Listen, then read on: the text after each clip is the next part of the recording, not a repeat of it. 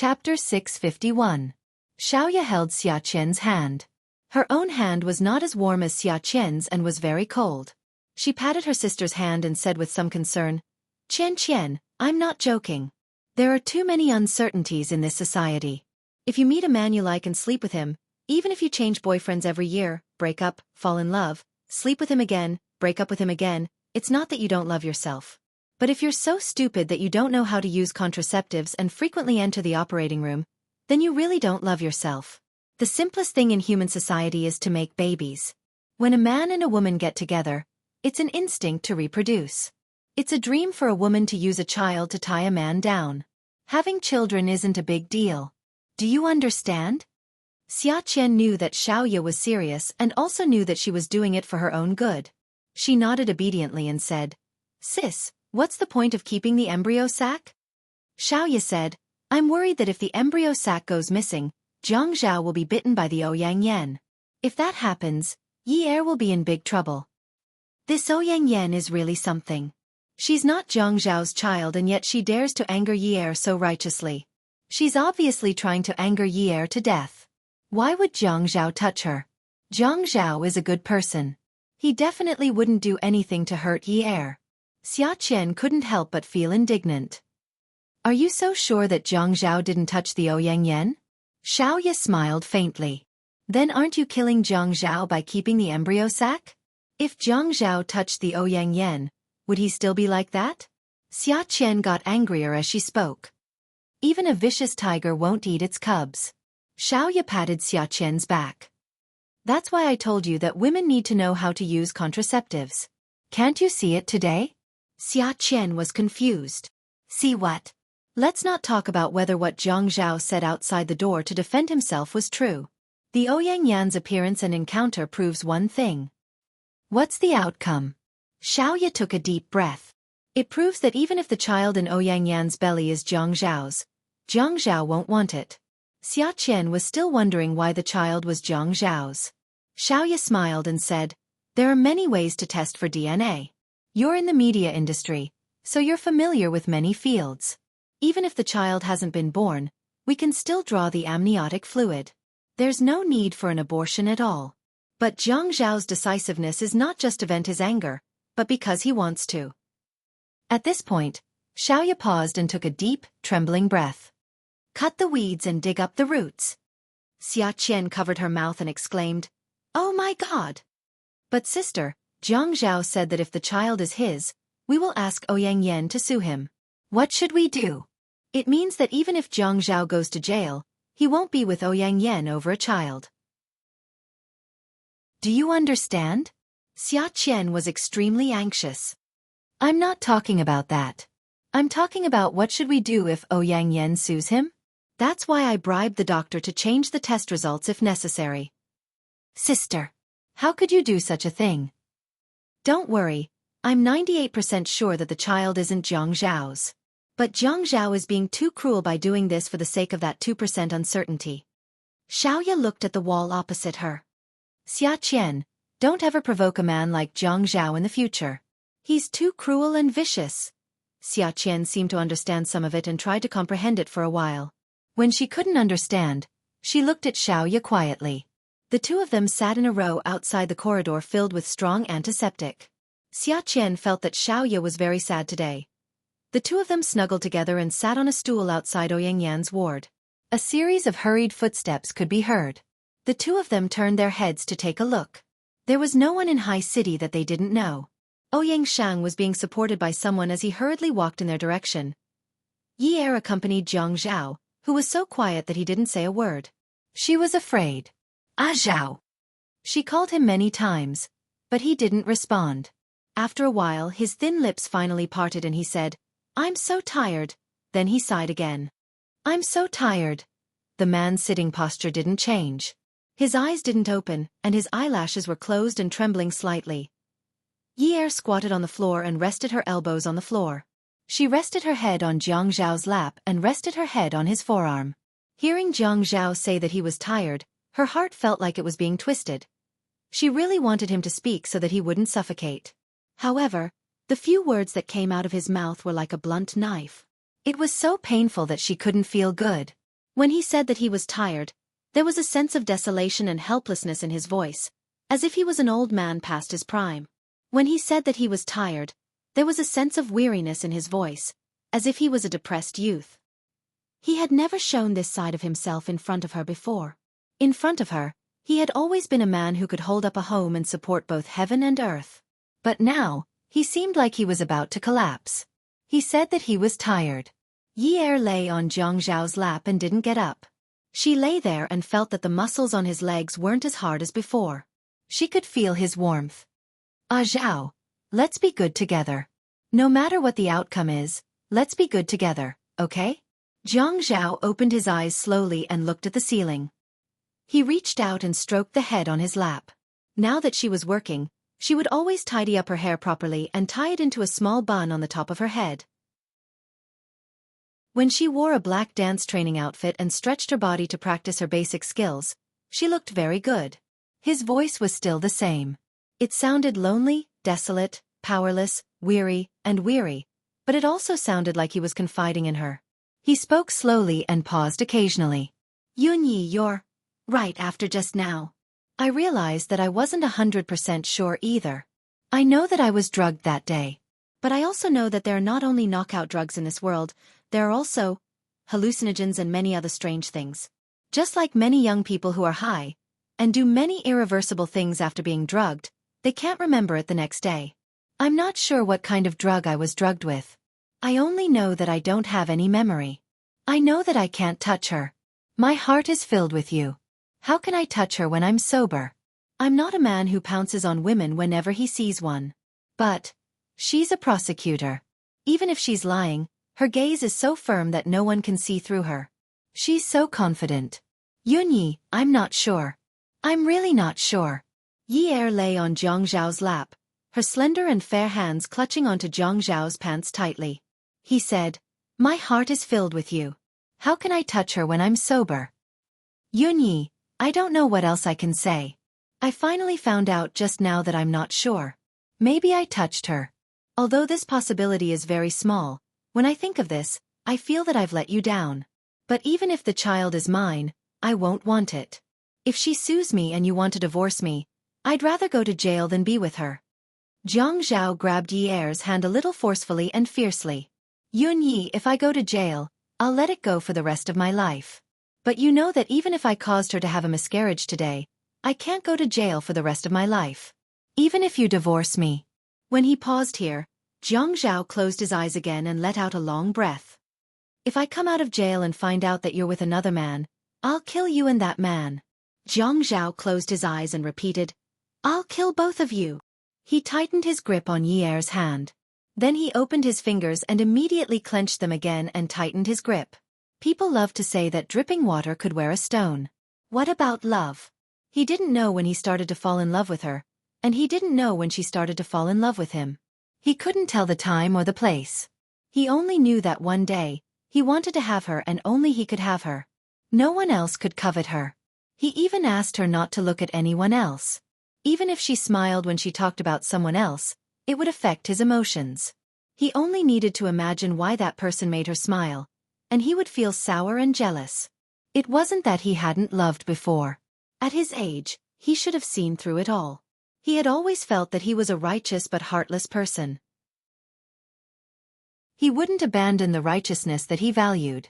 For example, he could protect the brotherhood between brothers. Even if he knew that he was walking this path because he wanted his family to go further, he was still willing to do so. But when it came to love, he was heartless. If the Ouyang Yan said that he was a beast, he would say that he was a beast. To the Ouyang Yan, he was a beast. But if he didn't do this, he would be a beast to Yi Er. He had no choice but to choose between the two. He almost never thought of choosing. He was afraid of being tortured. But he had never been a man who was afraid of being tortured. But in the past few months, he had suffered enough. Sometimes, he would even give up and think about what was wrong with him. For a man like him, he could find any kind of woman. What was so good about Yi Er? He was so thick-skinned to please her. Whatever she wanted to do, he would let her do it. Following a woman's wishes and doing what he liked was his demeanor. Under normal circumstances, he should get something in return. But he didn't get it. He still got her distrust and her unforgiveness. He had done something wrong, and then she confronted him. He couldn't threaten her like before. Your brother, your father, your other people. Then when she heard his threats, she would be like before. She held his arm and said, "Master, you're so nice." He had been working hard to build trust. He wanted to break through. He wanted to go back to the time before that night. He only wanted to remember that she said, "Zhang Zhao, I love you." He didn't need to remember the rest. He didn't need to remember it. He often thought about it. He had missed it for so long. He could make up for it in the future. Although they were living separately, their relationship was becoming more like that of a brother and sister-in-law. They didn't always try to please each other. Their lives were becoming more and more like a normal life. But the news of the Ouyang Yan's pregnancy almost interrupted all of his plans and dreams. Yi Er started to distrust him again. She bit him. Last time, when she caught him, his sister was in bed, she didn't hit him. This time, she bit him and didn't hesitate to make him bleed. He knew that she was desperate. He couldn't imagine how long their marriage could last. Maybe it wouldn't even take 10 days before the world turned upside down. He wasn't stupid. He knew what trouble he was about to cause. Even though the family Ouyang was starting to get tired of dealing with their debts, a starving camel was still bigger than a horse. The Ouyang Yan wasn't a girl from an ordinary family. He was the main person responsible for her miscarriage. He was the perpetrator. But he would rather do that. He didn't want to suffer that kind of torment. He didn't have time to waste with the Ouyang Yan. He knew how smart she was. He also knew that she was best at psychological warfare. He could accompany her in this psychological warfare, but Yi Er couldn't. Yi Er didn't have that kind of quality. He could only cut the weeds and eliminate the roots. A thought suddenly arose in his mind. No matter if it was true or not, he had to be 100% sure that the dust would settle. He knew that he couldn't retreat. There was lava in front of him, and behind him was a cliff. He would either burn to death or fall to his death. But he couldn't just stand there and wait until he died of anxiety. Awesome novel, Xinwu 799. Chapter 652. He knew that he was not a good person. He had never thought of himself as a good person. In this world of power, money, beauty, and lust washed over his soul every day, he was unable to purify himself, and he was unwilling to be purified. If he did not act ruthlessly, in the future, either he or Yi Er would be tortured to death. At this moment, Yi Er was kneeling beside Zhang Zhao. When she heard him speak so viciously, she felt like there were worms gnawing at her heart bit by bit. Starting from the edges, they slowly gnawed at her heart. She wanted to struggle and escape, but her heart was surrounded by worms. Every time she moved, it would itch and hurt even more. Her heart was thumping wildly. After she calmed down, she couldn't help but lower her head and smile. When she raised her head to look at Zhang Zhao again, she reached out and caressed his face. Again and again, she pressed her fingertips against his jaw and massaged it. His beard was shaved clean in the morning, but sometimes she liked to see some stubble on his jaw when he woke up in the morning. That proved that they had spent another day together. Then don't go in. If you go in, you can't control me. Can you control me? Zhang Zhao opened his eyes and sat up straight. He lowered his head and was about to fly into a rage when he saw Yi Er's tears suddenly rolling down her cheeks. He saw that her eyes were red, the tip of her nose was red, and there was a trail of snot running down her nose. Her tears flowed for a while, and she sniffled. Then she opened her mouth and exhaled. When she exhaled, her lips were trembling. Actually, it wasn't her lips that were trembling, it was her jaw that was trembling when she opened her mouth. He said leisurely, "You can try." Although her tears were still flowing, she couldn't help but smile. She reached out and slapped Zhang Zhao's thigh a little angrily. "Heh, can you be more humane? So many people have been sent to prison, but they're all afraid of wasting their women's youth. They're all asking them to find another man while they're still young. You're really..." Zhang Zhao pulled up the hem of Yi Er's sweater. Yi Er thought that Zhang Zhao was going to be a hooligan and was about to scold him for being a shameless jerk when Zhang Zhao covered Yi Er's nose with the hem of the sweater. He wiped the snot off the sweater and put it down. "Really, what?" Yi Er lowered his head and saw the snot on his clothes. He grimaced in disgust and shouted angrily, "Seriously? Reason. Jiang Zhao seemed to be in a better mood. Yes, I've always been unreasonable. Who told you to beg to marry me? What are you going to do now? Recalling that he was the one who proposed to her, Yi Er felt a little embarrassed. I just wanted to put on airs. What's wrong with that? There's no use pretending to be pretentious. She's still my wife, Jiang Zhao. Ouyang Yan's ward defied the silence written on the corridor. Ouyang Sheng was furious. Go, go, go. Go and investigate. Where did the baby come from and how did the miscarriage happen? He only remembered that his granddaughter had called him a while ago and said that she had been admitted to the hospital. After being given anesthetics, she had fallen asleep and he couldn't get anything out of her. Ouyang Sheng was furious and his voice wasn't soft. Xiao Ya and Xia Qian, who were sitting in the corridor, heard him clearly. Ouyang Yan didn't wake up. Ouyang Sheng heard from the nurse that she and Xia Qian had sent Ouyang Yan to the hospital and insisted on detaining her. Xiao Ya wasn't anxious. It was good that at least Ouyang Sheng didn't know that his granddaughter was pregnant. He should let Yi Er know about it, regardless of whether it was worth it or not. Actually, Xia Qian's courage wasn't small, but she wasn't that big either. Although she always made mistakes, she was relatively honest in her studies. She didn't have the bad habits of a child who got into fights, so she felt that it was a big deal that she was detained by Ouyang Sheng. Sis, what should we do? What are you afraid of? Are you afraid that the old man will eat us up?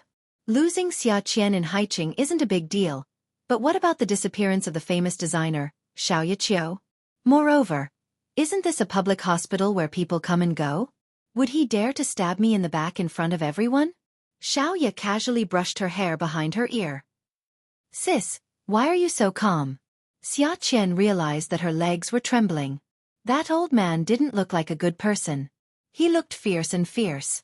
Moreover, wasn't the fourth master of Haiqing very powerful? This was really terrible. Xiao Ya burst out laughing. You said it? This is a lawful society.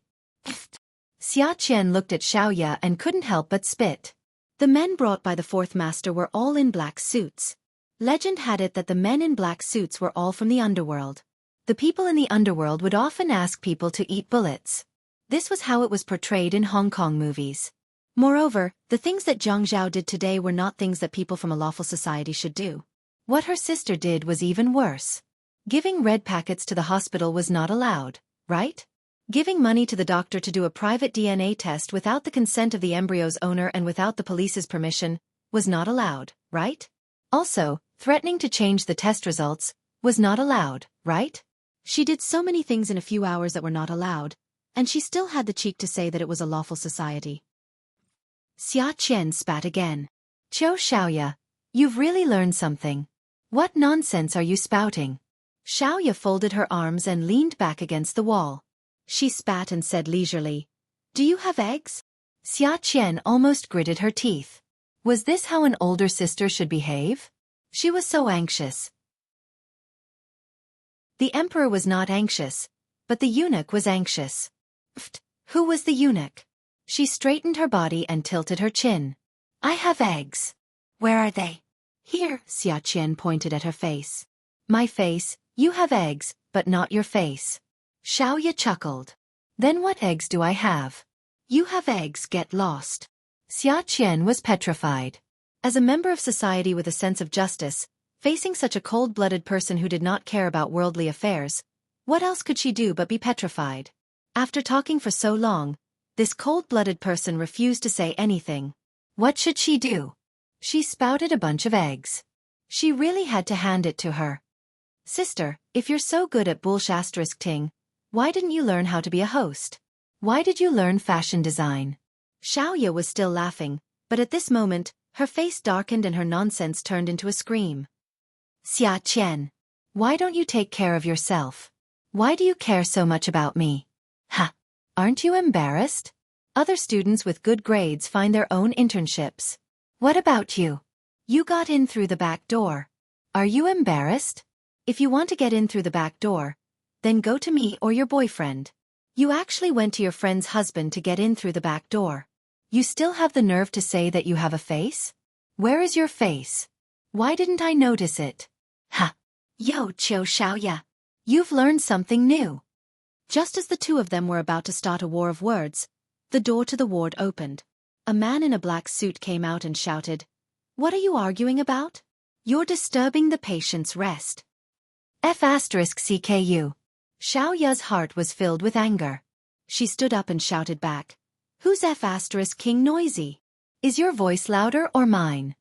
Xia Qian realized that something was wrong with Xiao Ya and immediately went over to pull her back. "Sis, let's stop arguing." Xiao Ya pushed Xia Qian away. "Are you a coward? Can't you tell who's pulling who in a fight? You're pulling me because you want me to get beaten up, aren't you?" The originally quiet corridor of the hospital became louder and louder. It was so loud that Ouyang Sheng stood at the door and glared at Xiao Ya. "My granddaughter hasn't woken up yet. Be quiet." Xiao Ya liked to dress enchanting and sexy. The weather in the middle of February was not too cold. She wore a tight short skirt and a woolen coat. Her high heels were on her feet, and the woolen coat was open. Her figure was wrapped in a protruding front and back. Her appearance was originally cold and elegant. At this time, her arms were crossed in front of her chest, and she was leaning. She looked a little cold. She slanted her body and sneered contemptuously. Her face was too enchanting and beautiful. "What a joke. How much do I earn in a day to stay here and wait for your granddaughter to wake up? It's good enough that I didn't ask you to pay for my losses. You said that we should ask her clearly when she wakes up? Then we can leave. I'm just making some noise to wake her up faster." "What? She doesn't know how to be grateful when she wakes up faster?" Xiao Ya's words were indeed quite harsh and aggressive. It wasn't that she hadn't done business with the family Ouyang before. Ouyang Hai and his wife, Ni Jun's, dresses were all made by her. It wasn't that she didn't want to make money peacefully, but she felt that it was bad luck to sit here and wait for Ouyang Yan to wake up. Moreover, Ouyang Sheng's face was really annoying. Perhaps she hated the mistress who interfered in her friend's marriage, so she hated Ouyang Sheng as well. Ouyang Sheng had been proud and arrogant all his life. Who among the younger generation in Haiqing didn't call him fourth master? Even though Jiang Zhao didn't call him fourth master anymore, he still had to call him fourth master hypocritically or mockingly. But this woman, a woman who sold clothes, dared to challenge him like this. Was she tired of living? Her words and tone were full of provocation. Xiao Ya looked at Ouyang Sheng's changes. An old man could actually look so healthy. She heard that Ouyang Sheng was 70 years old, but he didn't look like that at all. His face was flushed red and full of murderous intent. Xiao Ya held her breath and looked at Ouyang Sheng with a provocative gaze. Xia Qian's heart was in her throat. She really hadn't seen much of the world. She had a heavy heart and instinctively retreated when she felt danger. This was human nature. There wasn't anything wrong with it. She just felt that Ouyang Sheng wasn't easy to get along with and that she should stay away from him and not offend him. "Sis, let's go sit for a while." "Sit for what? My butt is going to grow calluses from sitting." "Forget it, let's go." Xiao Ya turned around and grabbed Xia Qian's hand. The sound of her high heels was crisp, loud, and arrogant.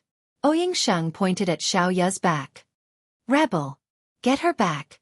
I'd like to see if she dares to walk out of this floor without my permission today." Xiao Ya didn't stop walking. She held Xia Qian's hand tightly and said in a low voice, Qian, let me tell you we have to go. If Ouyang Yan wakes up and tells us what happened today, we're done for. You've seen how Ouyang Sheng is. We can't afford to offend him." Xia Qian broke out in cold sweat. "Sis, I'm scared." "Don't worry, I'm here." The man in the black suit walked quickly and quickly caught up with Xiao Ya and Xia Qian. He turned around in front of them and raised his arm to block their way. Xiao Ya asked calmly, "What do you want? Illegal detention?" "Miss Chiu, don't make things difficult for us." Xiao Ya touched her face and pretended to be sad. She looked up at the corner to see if there were any cameras. She then looked around and snorted with a smile. "You guys are so funny. This is a public hospital. There are so many people coming and going. There are so many witnesses, doctors, nurses, and surveillance cameras. Are you going to use force on me in broad daylight?" Beauty novel, Xinwu 799. Chapter 653. Miss Chiu, we're just asking you to go back. When Miss Sun wakes up, she'll naturally be able to leave. Xiaoyan naturally understood that Ouyang Shang wasn't going to reason with her. Then let my sister go. Xia Qian was shocked and her heart was filled with fear. No sis, I'll stay here with you. What are you doing here? Is there meat to eat? Does the disinfectant smell good? Xiaoya glared at Xia Qian. Jiang Zhao heaved a sigh of relief. When he stood up, he lifted Yi Er. You were the one who unbuttoned my shirt. Button it up for me. Yi Er tugged at Jiang Zhao's collar again. Let me see if you need to dress your wound. Jiang Zhao pushed Yi Er's hand away and buttoned up his own shirt. He smiled. It's fine. I'll go to the hospital to get a rabies vaccine later. Yi Er's lips twitched. This guy really held a grudge. She had scolded him the last time and now he was returning the favor. Okay. Go get it. Get it done. Jiang Zhao buttoned up his shirt and stretched his neck. When he moved his shoulders, it really did hurt. He looked at the woman's red eyes and reached out to flick her brow. Heh, rabies vaccines are very expensive. Do you think it's easy to earn your husband's money? I wake up early and work late every day. I have to endure the anger of my boss and worry about my subordinates messing around. I have to live in fear just to earn a little salary. You're actually asking me to waste my money on vaccinations? Do you even know how to run a household? Yi Er hissed in pain, but she still covered her brow and smiled at Jiang Zhao. Jiang Zhao, you're so bad. You're always teasing me. If I didn't tease you, who would I tease? If she wasn't my wife, I wouldn't even bother teasing her. I wouldn't even bother wasting my breath talking to her. You don't know what's good for you. Yi Er knew that if they were to talk nonsense, there was no way she would be able to out-talk Jiang Zhao. Just as she was about to admit defeat and call a truce, Jiang Zhao reached out and grabbed the back of her head. With a gentle tug, he brought her in front of him. On her forehead, he pressed his lips forcefully against hers with his unique warmth. Moi, I'll go to the hospital to have a look. It's not right to leave Xiaoya and Xia Qian there. I think Ouyang Shang is also there now. I'll go with you. Don't go. Ouyang Yan is injured now. Ouyang Shang must be very angry. It's not good to have another target if you go. I'll calm down when you're not here. To Yi Er's relief, after that incident, Jiang Zhao never called Ouyang Yan Yan Yan. She really shouldn't have gone. With her around, he was always impulsive. I'm not going. You go. When Yi Er said this, her voice was calm and there was a hint of a smile on her face. When she reached out to stroke the collar of Jiang Zhao's suit, it was soft and gentle. It was as if she was steadily stroking his heart. Jiang Zhao suddenly realized that Yi Er had grown up. She had grown up all of a sudden. Just as Jiang Zhao's car drove into the public hospital, a flashy silver Bugatti also drove into the hospital. At that time, the ambulance was in a hurry and he didn't think of asking Yi Er to call a private hospital. However, Zhuang Yichen drove his own car over. He probably heard the news halfway and rushed over without even changing his car. It seemed like he was a little late. Zhuang Yichen sat in the car. Li Yong, who was in his 40s, had just parked the car. He turned his head and said, "Young master, I'll go up. You should wait in the car." Zhuang Yichen rubbed his chin and was a little annoyed. Let's go up together. I don't believe that Ouyang Sheng really dares to detain people. Li Yong was a little worried. Young master, it's better if you don't show up. If word gets out, it won't be good. Moreover, this is a public hospital. There are so many people coming and going. It's too eye-catching. At this moment, Zhuang Yichen's phone rang. Jiang Zhao's calm voice came from the phone. Yichen, you go back first. I'll go up. Zhuang Yichen's jaw dropped. Brother Zhao, Ouyang Sheng is not someone to be trifled with. I don't care about anything else. Qiu Xiaoya is now my woman. Today's incident was because of your family. I want a guarantee from you. How could Jiang Zhao not hear Zhuang Yichen's dissatisfaction? At this time, he was not in the mood to bargain with Zhuang Yichen. As a man, he had to take responsibility. Moreover, Zhuang Yichen was telling the truth. Today's incident was because of his family. It was all thanks to Qiu Xiaoya and Xia Qian. Otherwise, it would have been a pot of rotten porridge. Zhuang Yichen should be responsible for the entire incident. Okay, I promise she'll be fine. I'll wait downstairs for a while. If she doesn't come down in 20 minutes, I'll go up. Zhuang Yichen took a deep breath and said calmly, I'll wait for your news. I'm hanging up. Jiang Zhao turned off the engine and hung up the phone. He opened the door and got out of the car. The man in the black suit refused to let Xia Qian go first. Xiaoya was in a deadlock with the man. Even though the inpatient area was quiet and Ouyang Shang was famous, it still attracted the attention of some curious people. Jiang Zhao got out of the elevator and stood at the door. He stretched his back and walked towards Ouyang Yan's room in the inpatient area. When Xia Qian saw Jiang Zhao, she hugged Xiaoya's arm in surprise. She didn't care whether they were in the inpatient area or not. She screamed excitedly, Sister, Jiang Zhao is here. Xiaoya only glanced at him and was slightly disappointed. Ouyang Shang, who was sitting beside Ouyang Yan's bed, heard Xia Qian's screams and stood up immediately. Ouyang Shang walked quickly to the door and stretched his neck to take a peek. He saw Jiang Zhao greeting his men, so he went over. Sir.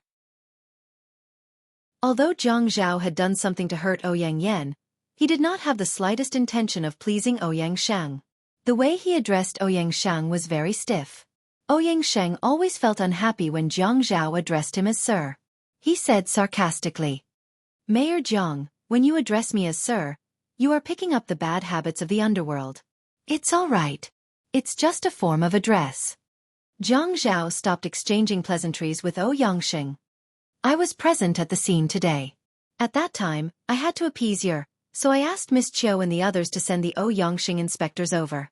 I'm done with my work now, so I came over to replace them. Ouyang Shang was unhappy with Jiang Zhao's disrespect.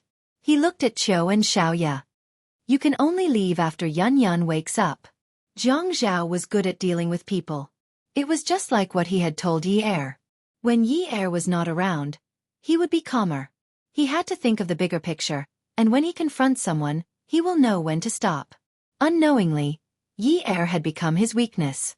Dong Xuebing smiled. Since you think Miss Chiu is better here, I will leave first. Ouyang Sheng knew when to step down. If Jiang Zhao wanted to leave, it would not be as easy as detaining a young girl. Since this matter was related to Jiang Zhao, it would be better for Jiang Zhao to stay here than for Xiaoya. You can leave now. Qiu Xiaoya only said thank you to Jiang Zhao and left with Xia Qian in her high heels. Ouyang Sheng turned around and led the way. When they reached Ouyang Yan's ward, he asked the staff to close the door. What happened? You have to wait until O Jianan wakes up before asking. If not, you will find my one-sided story boring. Jiang Zhao pulled out a stool and sat down. He took out his phone and sent a message. She is downstairs. Did you see her? Thank you. When Jiang Zhao saw this message, he couldn't help but laugh. Zhuang Yichen had all the morals that a person should have. When they were together, what they liked the most was an equal exchange where they didn't owe each other anything. The words, thank you, sounded very strange. Ouyang Sheng knew that ever since that night at the family Ouyang's house, Jiang Zhao had always treated him like this. Jiang Zhao's attitude was known to Qin Rongfang, but Qin Rongfang did not care. This kind of junior did not even know how to respect his elders. How could he be young and promising? Jiang Zhao, don't think that I can't teach you a lesson. Jiang Zhao looked up and stared blankly at Ouyang Sheng for a while. Then he suddenly laughed. Haha, I have been very sick recently. I need to be treated. Ouyang Sheng was speechless. Xiaoya went downstairs. The ambulance had not arrived yet. She pulled Xia Qian and was about to call a taxi when she saw a familiar silver light at the exit of the parking lot. Bugatti? Zhuang Yichen's car. It was not that she had sharp eyes, but Zhuang Yichen did not need to be restrained like Jiang Zhao. He was not frugal when it came to things. His car was the same. Rich young men in Haicheng liked to buy limited edition cars to show off their wealth. Xiaoya often said that Zhuang Yichen liked to show off. He obviously wanted to show off, but he insisted that he was low-key. If he really wanted to keep a low profile, he should learn from Jiang Zhao and park a 4 to 5 million yuan sports car in a garage. Occasionally, he would drive the car assigned to him. For personal matters, he would drive a black Audi A8 that cost about 2 million yuan. He should not care about the color, the model, the style, and what was popular. However, when did Zhuang Yichen pay attention to these things? Although he said he wanted to keep a low profile, when he spent money and bought things, he was like Qin Fian. He was as high profile as he could be. That's right, the woman kept a low profile. She had never gone out with him for a proper meal. That was only for her. Every time she held a press conference, he would insist on bringing a woman to support her. It was as if he was afraid that she did not know about his taste and charm. Xiaoya stomped her foot. She was angry. She had to find a man and get married. I don't want to fool around with him anymore. Zhuang Yichen, who was sitting in the car, had a ruthless look on his face. He leaned his head back and pressed his forehead. Uncle Li, turn off Qiu Xiaoya's custom-made products. Let her have some debts. Young master? Li Yong was so shocked that he almost stepped on the brakes. He thought he had heard wrongly. Zhuang Yichen could be said to be brought up by him. He had never taken advantage of a woman, let alone treat her unfairly. How could he take back what he had given out? He must have heard wrongly. Really? She doesn't know the immensity of heaven and earth. She thinks that just because she has some ability, she can offend anyone and is not afraid of anyone. She is too complacent and does not know how to seek advantages and avoid disadvantages. This is not good for her. She must be taught a lesson. Otherwise, she might even lose her life like today. This lesson should be enough for her to reflect on. But isn't everything fine now? She came out unscathed. If it was someone else, no one would dare to speak to Zhuang Yichen like this.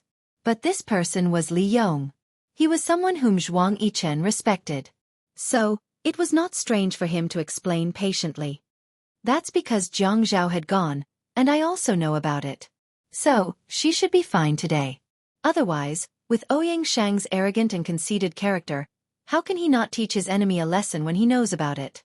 If that's the case, Ouyang Shang will also close down her shop. She might not have any debts, but it's hard to say if she will be hurt. Li Yong immediately understood. I will get it done. Thank you for your hard work.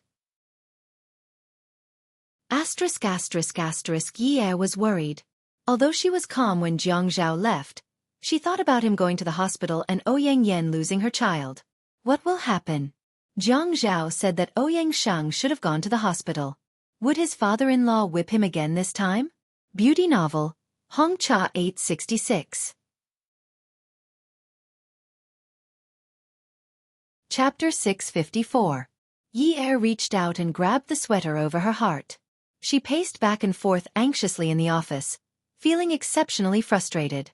When she exhaled, she had already grabbed her thin jacket, opened the office door, and ran out. Yi Er asked Xiaoya where Ouyang Yan was staying.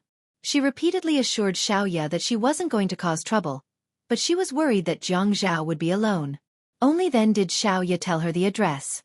When Yi Er entered the ward, Jiang Zhao's face darkened. What are you doing here? I came to take a look. Yi Er was a little timid. When she saw Ouyang Shang, she knew that she was a burden and that she wasn't needed here. But when she saw that Jiang Zhao was unharmed, she felt relieved.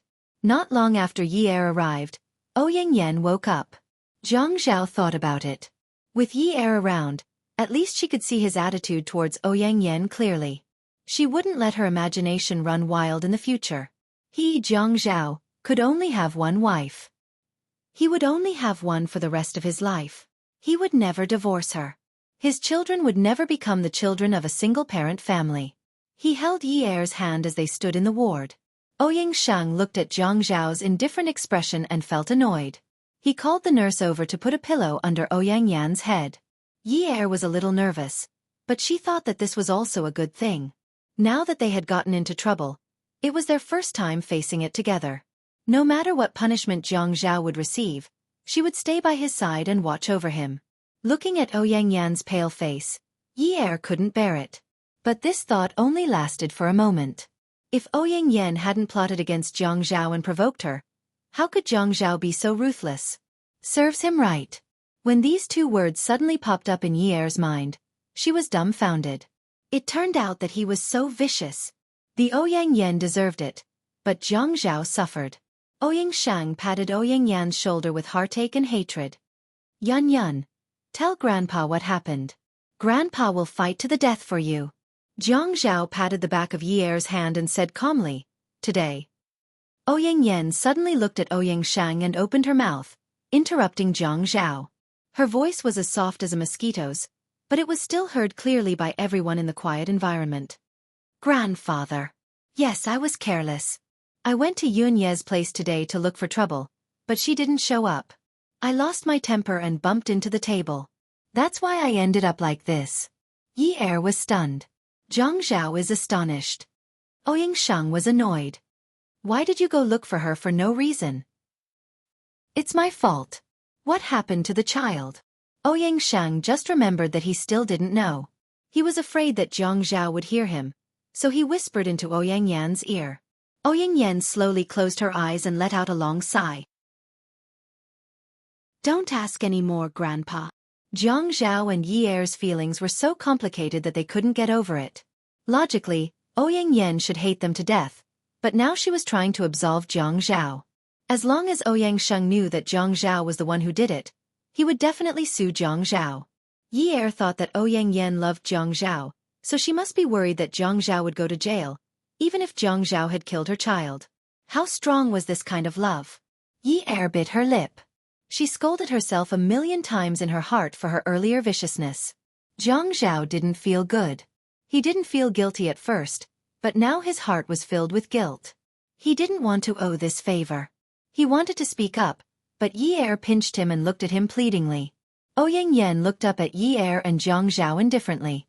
Her emotions didn't fluctuate. Both of you can go out. I want some peace and quiet. I don't want to say anything. I hate to hear anyone talk now. Ouyang Sheng said. Both of you can go out. Zhang Zhao pulled Yi Er out of the room. As soon as they went out, Ouyang Yan's clear and weak eyes suddenly became fierce. Her hands clenched into fists under the quilt. She didn't want the child in her stomach. If she lost it, then so be it. But she hated Zhang Zhao for being so heartless. She knew that Zhang Zhao must have thought that the child in her stomach could be his, so he did this to her. So it turned out that the fact that she was pregnant with his child made him want to kill her. She swore she would never let this adulterous couple off. Ouyang Yan came back to her senses. She looked at Ouyang Sheng, who had a suspicious look on his face. She looked ashamed and smiled gently. Grandpa, don't ask me any more, okay? Ouyang Sheng's face turned cold. Yan, there were outsiders just now, so I couldn't embarrass you. Now you're asking Grandpa to stop asking? Whose child is it? How did it come about? Ouyang Sheng doted on his granddaughter like his life depended on it. But he couldn't help but get angry at such an embarrassing matter. Anyway, I'll insist that it's Zhang Zhao's. Ouyang Yan closed her eyes and rubbed her temples impatiently. Yan, you've changed a lot in the past few months. Ouyang Sheng couldn't help but feel disappointed. His granddaughter wasn't like this in the past. Now, even her expression is starting to change. Ouyang Yan opened her eyes and laughed at herself. Slowly, she said weakly, Grandpa, I think it's good to be like this now. In the past, I had to do my best because I'm a member of the family Ouyang. I had to be dignified and generous. I was the role model of all the young ladies of the wealthy families. I had to be reserved and polite because I was an outstanding seedling in the eyes of the elders of the aristocratic families. After sighing softly, her eyes were filled with fatigue. I also know that Zhang Zhao is good. When I left High City, I already knew that Zhang Zhao was good. I'm not blind. Among the young masters of the aristocratic families in High City, there are only a handful who are as outstanding as Zhang Zhao. How many of them can compare to him in terms of upbringing and personal qualities? I didn't want to, but I was too tired from being tied up at that time, so I wanted to go out and release myself. If I made a scene in High City, what would others think of the family Ouyang? What would Zhang Zhao think of me then? I didn't waste my time away from home for the past few years. At least I know that High City is better than Zhang Zhao. I'm still young and can get married and have children immediately. At this point, she stretched out her hand from under the blanket and covered her mouth as she sobbed. When she sobbed, her speech was choppy and incoherent. From time to time, her tone would become heavier to express her dissatisfaction and helplessness. When I came back, I even bought baby's breath and lilacs. They symbolized how deeply I loved him. I wanted to express my goodwill to him, but later I found out that he was a block of wood and didn't understand the language of flowers at all. I should have known that he didn't understand these things. I said, I'd stay in his apartment and he'd let me stay there, but I didn't expect him to move away. I thought that maybe he just wanted to take advantage of me. He's arrogant to begin with. After all these years, he should have been uncomfortable. But how many days has it been? That Yunyi jumped out. Grandpa, I thought that he just wanted to take advantage of me and put on airs in front of me. I thought that he was waiting for me to apologize to him. But I thought that how could I apologize to him? He loves me. After interacting with me for a while, he won't be able to hold it in anymore and will come back to look for me to get back together with him. Oh. Ouyang raised her head and roared. Her wrist was placed on her eyes, and her tears instantly wet the pillow. She muttered and repeated, "Oh, Yunyi. Yunyi is so shameless. She found out about my existence and jumped out to propose." Grandpa, have you ever seen such a shameless woman? Proposing to a man? She forced Jiang Zhao to that extent in front of so many people. If she hadn't jumped out like this, would Jiang Zhao have married her? It's impossible. Even if he wanted to marry her, he would have waited for Yun Hongwei's case to be over. It would have been at least a year or two. If that was the case, wouldn't I have had a chance if I noticed something amiss in a year or two? My chances were all snatched away by Yun Yi. It's all her fault. I hate her to death. Ouyang Sheng couldn't help but feel sad. He reached out his old hand to wipe away the tears on Ouyang Yan's face. Yan, Grandpa told you a long time ago. Grandpa, I know. If I had known that Jiang Zhao liked a shameless person like Yun Yi, I wouldn't have left Haiqing to go crazy. I would have just become a shameless lunatic like Yun Yi. Yan, Grandpa, don't ask me about the child. Anyway, I insist that it's Jiang Zhao's. Then can Jiang Zhao admit to this matter? I insist that it's his. He can't do anything about it. Ouyang gritted her teeth. She would bribe the doctor. It was something that couldn't be done without money. On the way back to the office, Jiang Zhao received a call from Xiaoya. Xiaoya didn't mean to call Jiang Zhao. Instead, she called Yi Er first. Yi Er told her about Ouyang Yan's reaction in the hospital and felt a little upset. Xiaoya understood Yi Er a little. After all, she was young and easily moved. Moreover, Yi Er lacked love and care. She would remember anyone who treated her well. Yi Er was a woman who knew how to be grateful. At this juncture, Ouyang Yan's exoneration of Jiang Zhao had undoubtedly tipped the scales in Yi Er's heart. However, a bystander could see things clearly. If this matter had happened to her, she might have been moved as well. However, Xiaoya was surprisingly cold-blooded at this moment. Especially when she thought of Ouyang Sheng's face, she got angry. She felt that there wasn't a single good person in that nest. Yi Er couldn't make sense of it. She felt that she should give Jiang Zhao a heads up. She told him about what had happened in the hospital just now. The embryo and other things had been arranged, but she was worried that there might be a change in the situation. It was best to keep an eye on it. Jiang Zhao was slightly doubtful. Jiang Zhao, don't be silly. You and Yi are the ones involved. Anyone would feel guilty. After all, you were the one who lost the child. No matter if it's you or Yi Er, you'll definitely feel even more guilty if Ouyang doesn't pursue the matter. Even if you didn't feel guilty at the start, I'm afraid you'll feel that you've let her down. But let me tell you, the child isn't yours, which is why she's so soft. When the time comes, there won't be any evidence left. Xiaoya felt that other than making a lot of money, she had also heard a lot of gossip. The secrets of those rich and powerful families were especially pleasant to hear. What kind of methods, what kind of opportunities, what kind of thoughts, what kind of strategies. It was as if she was watching a melodramatic 8 o'clock TV drama every day. It was as if she had done something bad and suddenly changed for the better. It might not necessarily be because she had discovered her conscience, but it might become worse. She had to remind the young couple of this problem. Therefore, she had to remind this couple that it was very necessary to sound the alarm. After all, Jiang Zhao was a man. He hardened his heart faster than a woman. Just now, he had let his emotions get the better of him. Intuitively, he felt that Ouyang wouldn't pursue the matter anymore. Now that he thought about it carefully, he felt a little uneasy. Actually, regardless of whether they pursued the matter or not, this matter would be troublesome in the future. If they pursued the matter, it would be fine if it wasn't his child, but what if it was? If they didn't pursue the matter, then it could be said that it was 100% his child. Both choices had risks, but after all, he trusted his own judgment more. The DNA test had to be done. This concerned his future life, and he didn't want Yi Er to have a knot in her heart. Okay, I will keep an eye on this matter. After Zhang Zhao agreed, he sighed and said, Xiaoya, I'll have to trouble you. It's no trouble at all. I'm just free. Just take good care of Yi Er. Night came early in February in Haiqing. After dinner, the Qin family called and requested that Zhang Zhao and Yi Er return to the mansion. Yi Er felt uneasy. After that, the two of them pretended to be relaxed as they entered the mansion. Both of them knew that nothing good would happen if they were asked to return to the mansion after dinner. They entered the main hall of the proper Chinese-style central room. Qin Rongfang was sitting at the head of the main hall with a blank expression. And when Ouyang Shang sat at the head of the first guest seat, Yi Er thought to himself, so this matter still came knocking on our door. Yi Er held onto Zhang Zhao's hand and refused to let go. It was rare for Qin Zhen to attend such a debating event. Last time, she knew that Zhang Liqing was going to blow up, so she didn't come to watch. It was useless even if she did, and she couldn't stop him. Today, she didn't ask Zhang Liqing to come and went herself.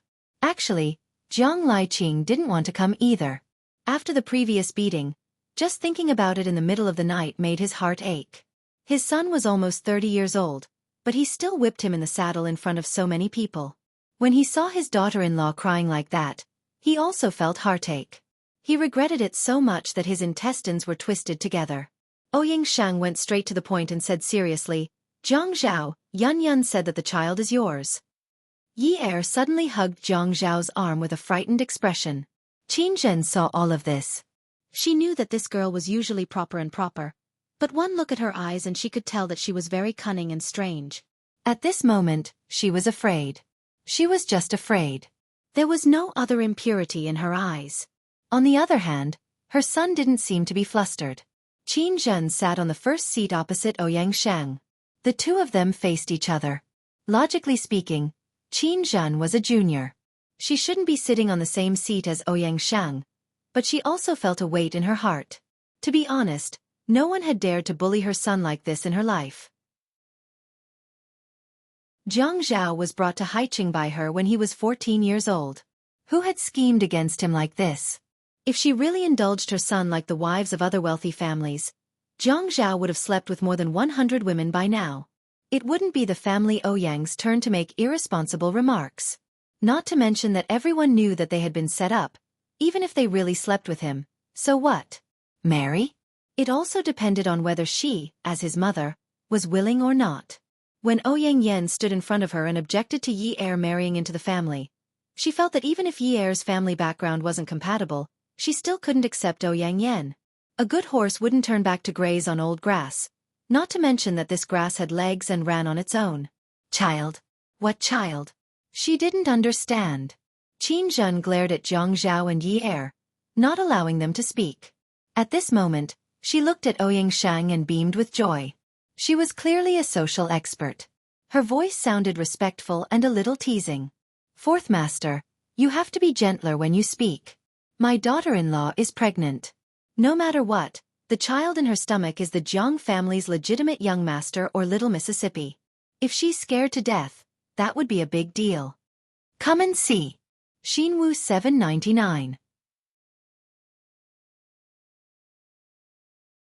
Chapter 655. Qin Zhen was a strong woman who had been through hundreds of battles.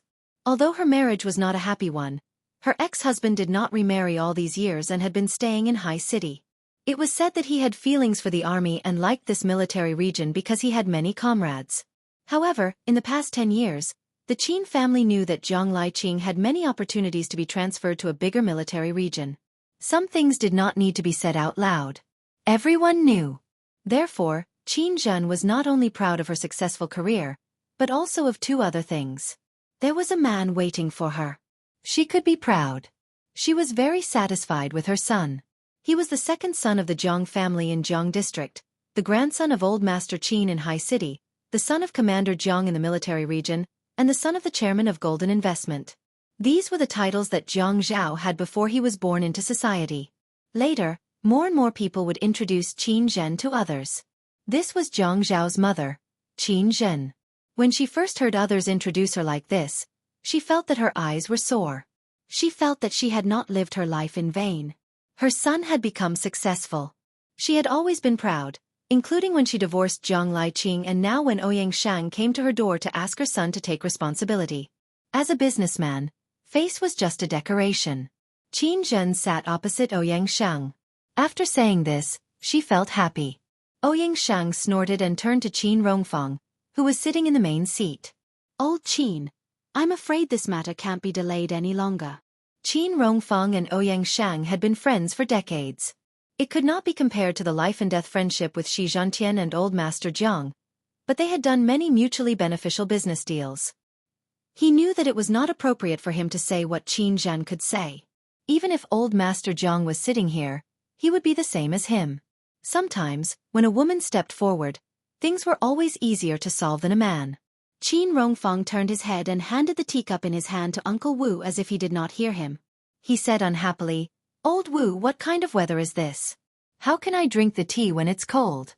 Go and change it to a hot one." Ouyang Shang felt that he had been defeated.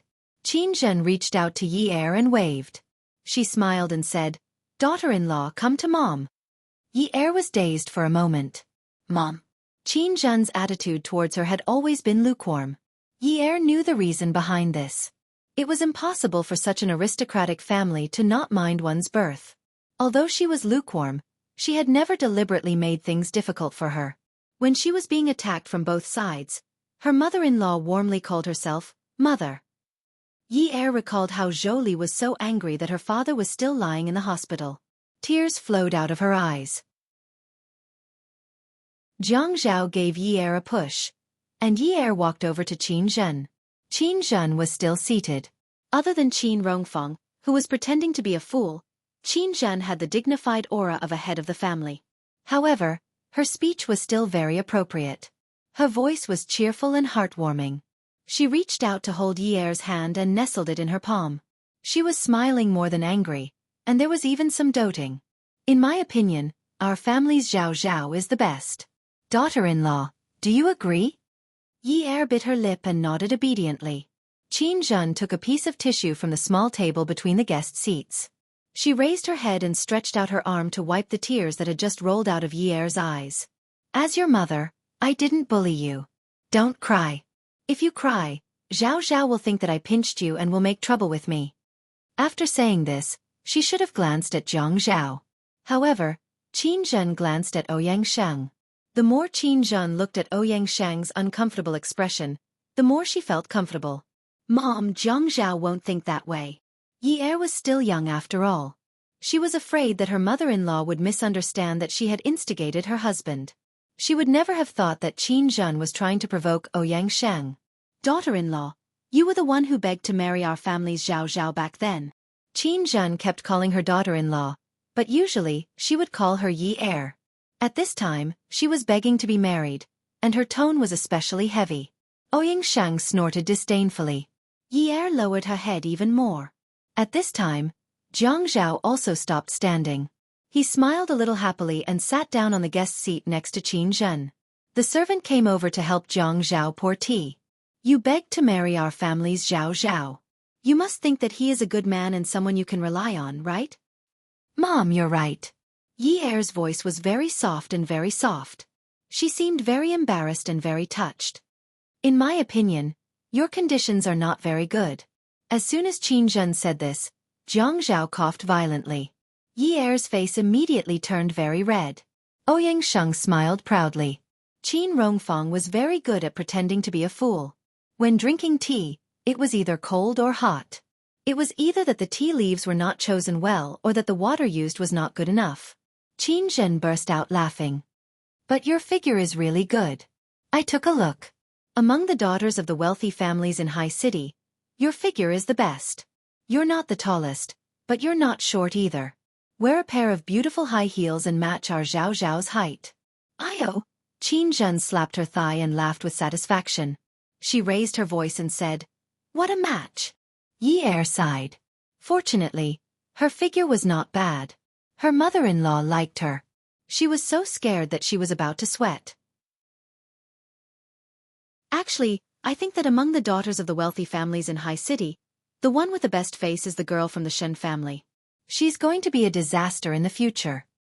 Yes, the one with the most character is the girl that family Min brought back a few years ago. Aya, oh my god, it's amazing. It's so spicy that I can't take it. Qin Zhen rambled on for a long time. She said so much that Yi Er felt inferior. However, she did not say which of the Ouyang Yen was the best. Qin Zhen looked at Yi Er and paused. She said, "Daughter-in-law, look, people say that men are either animals or animals. Why didn't our Zhao Zhao marry the girl from the Shen family? Why didn't he wait to marry the girl from family Min? This thing is about fate, isn't it?" Yi Er was still obedient. She nodded. Yes, Mom. When fate exists, you have to cherish it. Although you begged to marry our Zhao Zhao, and our Zhao Zhao dotes on you now, if you don't cherish this fate, you will pass. The most changeable thing in this world is a person's heart, especially a man's heart. I don't want to put in a good word for my son. Zhao Zhao has the bad habits that all men have. He's not special, nor is he an exception. There's no man who doesn't like beautiful women. There's always something about you that attracts him visually. I don't believe that he saw the kindness in you first, but whether he will open his heart to you in the future depends on whether you work hard. If you don't cherish him with his qualities, there will be other women who can attract him more than you to enter his life and beg to marry him. If you let go and miss this opportunity, he will live with another woman in the future. Even if you put up a brave front or trample your face under your feet and beg him to turn back, he won't look at you. I understand my son's temper. You can't give him such a chance, do you understand? Yi Er stared at her mother-in-law in a daze. This woman, this shrewd woman, was reminding her, sounding the alarm for her, and hinting at Ouyang Shang with every word. Didn't her mother-in-law's words refer to the relationship between her, Ouyang Yen, and Jiang Zhao? Ouyang Yen missed it. Jiang Zhao was living with her now. Ouyang Yen used all kinds of shameless means to get Jiang Zhao again, but Jiang Zhao wouldn't turn back. Her mother-in-law was cold-blooded and ruthless in her analysis of Jiang Zhao, making Jiang Zhao cold-blooded and ruthless, but it also made her feel motivated. Her mother-in-law was supporting her to protect her marriage. The most changeable thing was a person's heart, especially a man's heart. When it came to marriage, no one was more arrogant and no one had more power. It had to be cherished. It was only now that Yi Er understood what was going on. Sister Zhen, if you say this about me, she won't believe me in the future. Jiang Zhao was really speechless. These women's words were really harsh. They simply described him as Chen Shimi. Whether she believes you or not, it's up to her. If she doesn't believe you, it's useless no matter how much you say. If she believes you, she can tell from your words and actions whether you treat her well. If she's a heartless woman who can't see the good in you and still chooses to leave you, if you don't want such a woman, your mother won't recognize her. Qin Zhen looked at Jiang Zhao for the first half of her words, and looked at Ouyang Shang for the second half. Then, she smiled meaningfully. Ouyang Shang gripped the hard mahogany armrest tightly. The decoration of the main hall was too retro. The high seats were like those of the rich families in the past, offering incense for the positions of heaven, earth, monarch, parents and teachers. The smell of incense ashes and candles in the main hall was complex and intertwined. Jiang Zhao saw that Yi Er's back was not as stiff as before, and his heart relaxed a little. He knew that his mother was not scolding Yi Er, but he was still worried that Yi Er would think too much. Ouyang Shang only felt that the women of the Jiang family and the Qin family were powerful. People said that men should prosper, but both times, it was the women of these two families who stood out to argue with him. Last time, it was old Madame Jiang. This time, Qin Zhen and the men of the Jiang and Qin families were all dead, so they called the women out to talk. They made him, a man, talk about trivial matters with these women. Qin Zhen, by right, you call me fourth uncle. During this time, you called me fourth master, and Jiang Zhao called me fourth master. If the Jiang and Qin families want to mess up the seniority, I don't want to interfere, but the child is miscarried. Qin Zhen stroked Yi Er's abdomen and looked at Ouyang Shang's eyes with a worried expression. She said unhappily, "Fourth uncle, I called you fourth uncle. As an elder, how can you be so vicious? My daughter-in-law is still young, and the ancestors of the Qin family are worshipped in this main hall. I don't like to hear you curse my daughter-in-law. I'm already so old, and I'm going to hold a grandson soon. You, how did we offend you? She wanted to accuse him. Ouyang Sheng wanted to slap this noble mahogany chair. If the person talking to him today was Jiang Liqing or Qin Rongfang, it would be a contest between men, women. They did not speak according to common sense. They were indeed villains. At Song Shu 566. Chapter 656. The child is Jiang Zhao's. You can't just ignore this matter. In the past, you could say that you didn't have an explanation and used your power to bully others, but don't even think about it now. Jiang Zhao thought about it. Zhou Xiaoye was indeed smarter than a fox. Her little fox must have changed to become more and more stupid. He didn't say anything. He just confronted this matter with a very cold expression. Ouyang Sheng was well known in Haiqing for doting on his granddaughter. However, Qin Rongfang's attitude of doting on his grandson was also a unique example in Haiqing. For a wealthy family like this, the main family name was very important. How could the grandson be treated the same as the grandson of the first wife? That was impossible, but Jiang Zhao could. Ever since he came to Haiqing, Qin Rongfang was in charge of everything, no matter big or small. He didn't leave anything to the grandson of the first wife. This was the status that Qin Rongfang gave Jiang Zhao. It also showed the friendship between the Jiang and Qin families. However, at this moment, Qin Rongfang wasn't protecting his granddaughter like Ouyang Sheng. He either pretended to be stupid and didn't respond. Just like now, he slapped the table beside him and shouted at Jiang Zhao. Look at you! You still have the cheek to sit here. Jiang Zhao shrugged and said indifferently, Why don't I go in first? Qin Rongfang slapped the table again. How dare you? Yi Er was shocked. To be honest, they were both from wealthy families. Her family's wealthy family was too small and didn't have many connections. Moreover, her family's acting skills weren't as good as these people's. She couldn't tell if it was real or fake. She was completely immersed in the act. She was afraid that her grandfather would immediately call her father-in-law and ask him to come back and whip Jiang Zhao. Her mother-in-law held her hand. She could clearly feel the force tightening and loosening. The comforting sensation on the back of her hand indicated that she shouldn't move. Then don't leave. Why are you so fierce? I don't owe you money. Jiang Zhao smiled. Shameless! Qin Rongfang shouted. It was rare for Ouyang Sheng to see Qin Rongfang angry. This person was famous for being kind and courteous, and he was good at handling interpersonal relationships. Otherwise, he wouldn't have been able to hold the position of chairman of the Chamber of Commerce for so many years. There were some matters in Sea City that could only be solved by Qin Rongfang. He wasn't as hot-tempered as most people, and he left some leeway when doing things. When he treated people reasonably, others wouldn't dare to be rude to him. Now that he looked like he wanted to eat someone, he looked very serious. Ouyang Sheng breathed a sigh of relief. Shame on you.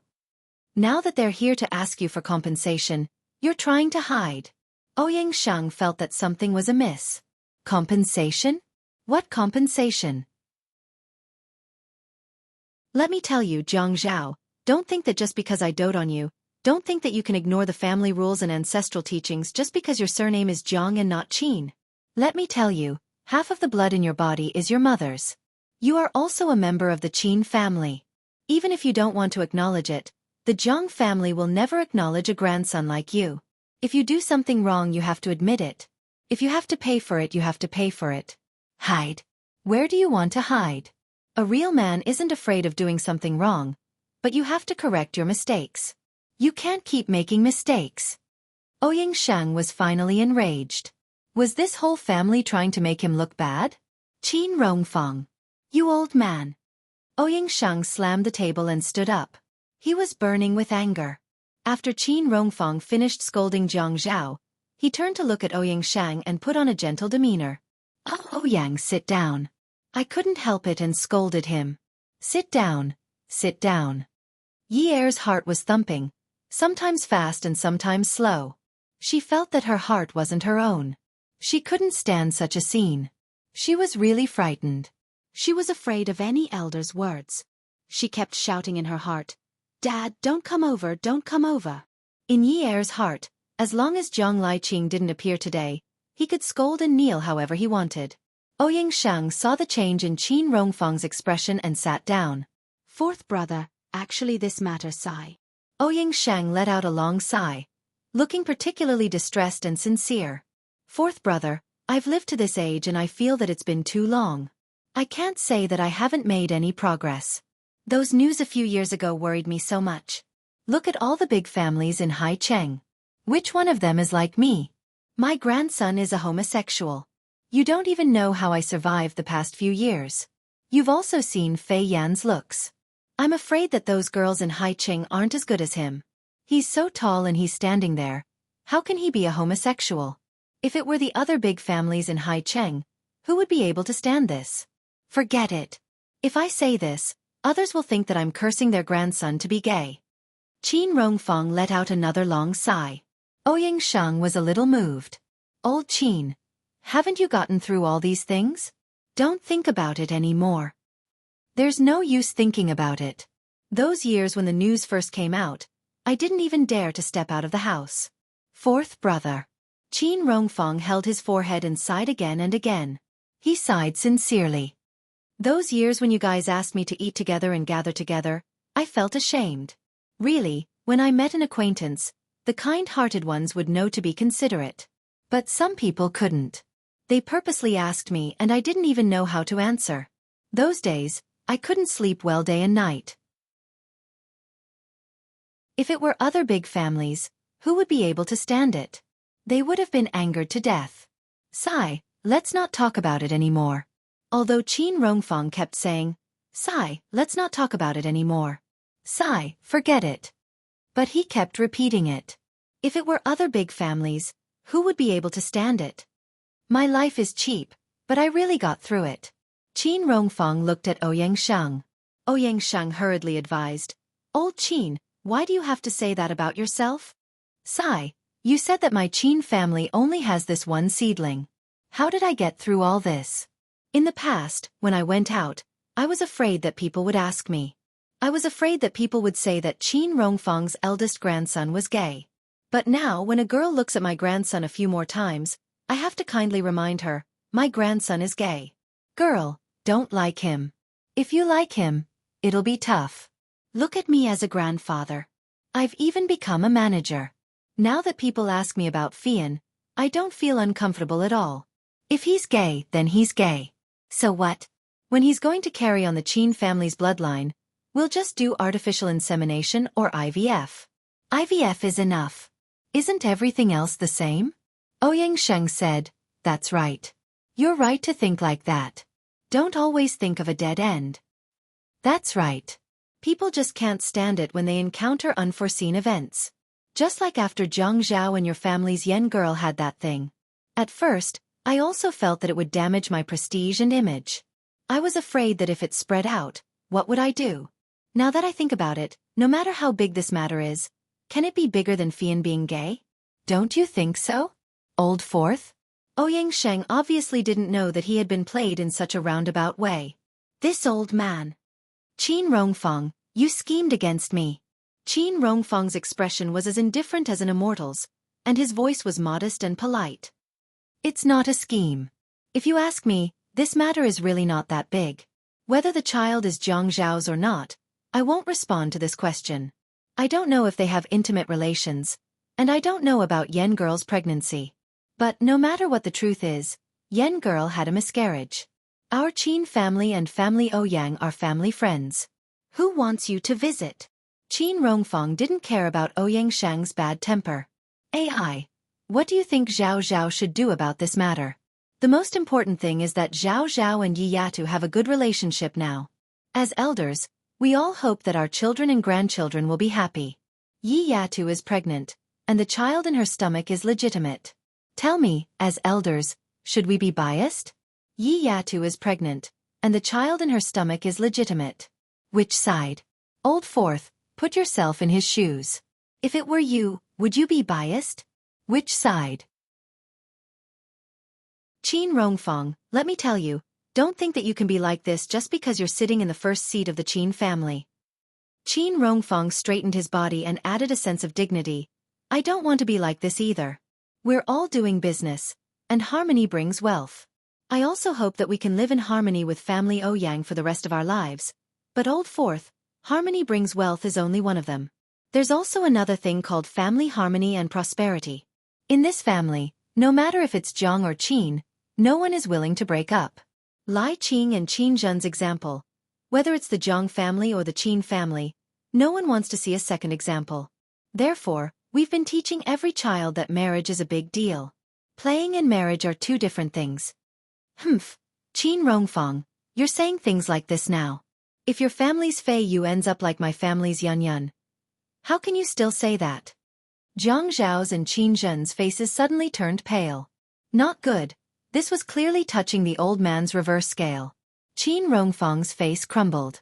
Qin Rongfang's, granddaughter could not be discredited by others. That Fei Yan was willing to degrade himself and bring a bad reputation. On the other hand, Fei Yu was obedient and sensible. Even the least cultured servants in the family would never talk behind Fei Yu's back. How could his granddaughter be compared to Ouyang Yan? Besides, could a girl's reputation be compared to a man's reputation like Fei Yan's? Originally, he was thirsty and wanted to take a sip of tea to quench his thirst. But at this time, he was unable to calm his anger. He stood up abruptly, the veins on his forehead throbbing. He raised the teacup in his hand and smashed it on the ground. The porcelain shards flew everywhere and the tea frothed. Qin Rongfang had always treated people well and rarely spoke ill of a tiger. But at this time, he looked at Qin Rongfang with an ashen face and said angrily, "If my family's Fei Yu dares to do such a despicable and shameless thing, I'll go to the hospital myself. I'll personally take her to the hospital to get rid of her. She dares to destroy other people's families, I'll break her legs. She still has the face to come knocking and ask others to take responsibility? I, Qin Rongfang, can never afford to lose this face in this lifetime." Jiang Zhao hurriedly stood up and strode over to support Qin Rongfang, patting his back. Qin Rongfang took a deep breath and glared at Ouyang Shang, whose expression had changed greatly. He continued to say angrily, "Lao Si, this is the only time. If you dare to discredit my Fei Yu in front of me again, don't blame me. No, read. Old. Feelings. Attention, Hong Cha 866.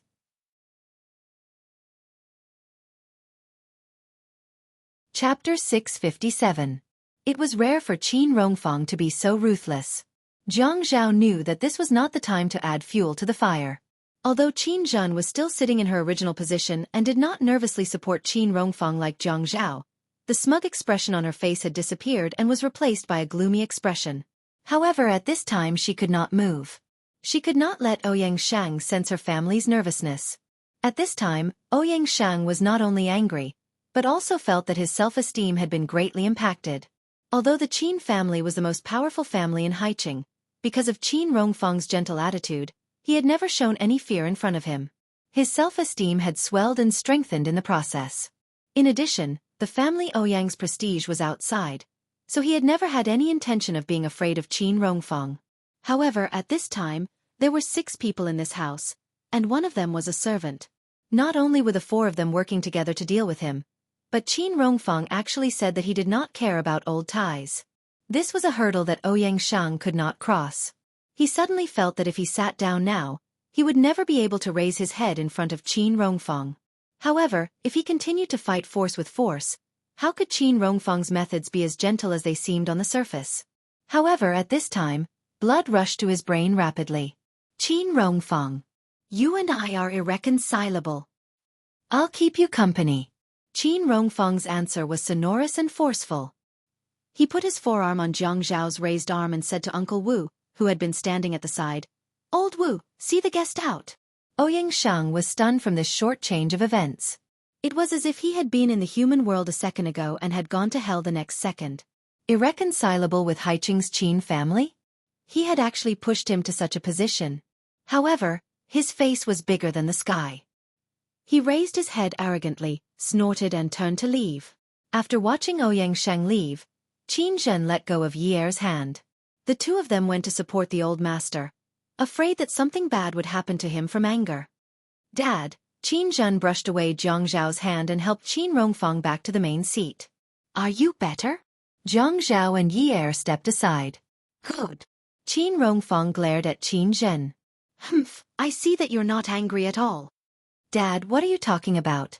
Qin Zhen sighed. He was really an old child. He was throwing a tantrum now. Qin Rongfang snorted. Am I wrong? You and Yu Jing are childhood friends. The two of you have been good sisters since young. Even when Fian and Fei Yu were born, she made the two children call you Big Aunt. They are not allowed to call you Aunt. You are her maternal family. Now that she and the child's father are abroad, she entrusted the child to you. How can you sit still when others talk about her daughter like that? Qin Zhen laughed when she saw Qin Rongfang's expression. Dad, what are you saying? Yu Jing likes to enjoy life, so she went abroad with her younger brother to spend some time alone. She left the children at home and asked me to take care of them. I should be grateful that the two children call me Aunt instead of Aunt. Is there a difference? Why not? Then if they call me Aunt, shouldn't I represent the Qin family to take good care of the two children? Qin Rongfang was stunned for a moment. There seemed to be no difference. So, have you taken good care of them?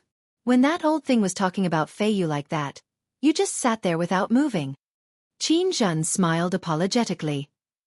Didn't I see Dad going into battle? When Dad goes into battle, there are thousands of troops and horses. I'm just a young girl. I don't stand out even if I go into battle. Zhao Zhao was led astray by you. Dad, you can't say things like that. Your daughter-in-law nodded and said that Zhang Zhao is good. Humph. She originally thought that she would be beaten up when she returned to the Qin residence. After a hair-raising moment, she saw her grandfather and mother-in-law bickering. This scene was very heartwarming. Yi Er tilted her head and saw Zhang Zhao staring at her. Their eyes met and they suddenly smiled at each other. After Zhang Zhao and Yi Er left the Qin residence, they went to the hospital to visit Yun Hongwei. When they left the hospital, it was 11:30 p.m. The bridge across the river allowed one to see the mesmerizing scenery of the night. The river was full of pearls and jewels, and the riverbank was full of colorful lights. Zhang Zhao drove very slowly. Are you going to watch a movie? Are there any good movies? I don't know. I'll watch whatever there is. Zhang Zhao was in a good mood. From Yi Er's side, she could see the smile on his face. It was natural and gorgeous, revealing a relaxed and relieved look. Let's go home. I want to sleep early. The dance studio just opened not long ago and there are many things to do every day. I want to go early tomorrow. Okay, after saying that they were going home and saying their goal, Zhang Zhao still drove very slowly. It seemed that he was doing it on purpose. He wanted to say something, but it seemed that he couldn't open his mouth. Yi Er was a little impatient. Zhang Zhao, you're driving so slowly. Don't you have to go to work tomorrow? Oh. From time to time, Zhang Zhao would glance at Yi Er, who was sitting in the passenger seat. Yi Er would always feel uncomfortable from the seemingly unintentional but hot gaze on her. Zhang Zhao? Ah. Zhang Zhao answered awkwardly. Do you have something to say? No. What could I possibly have to say? You clearly have something to say. Tell me, what is it? Her hands were on the steering wheel. At this moment, she raised her right hand and clenched it into a half fist. She placed it on her lips and coughed. Yunyi, Mom wants us to lead a good life today. Do you understand? Lead a good life. As Zhang Zhao thought about it, his emotions surged. Yes, I understand. Let's lead a good life. Let's forget about the Ouyang Yan matter. Yi Er nodded. She had heard her mother-in-law's words. Yunyi, what I mean is, lead a good life.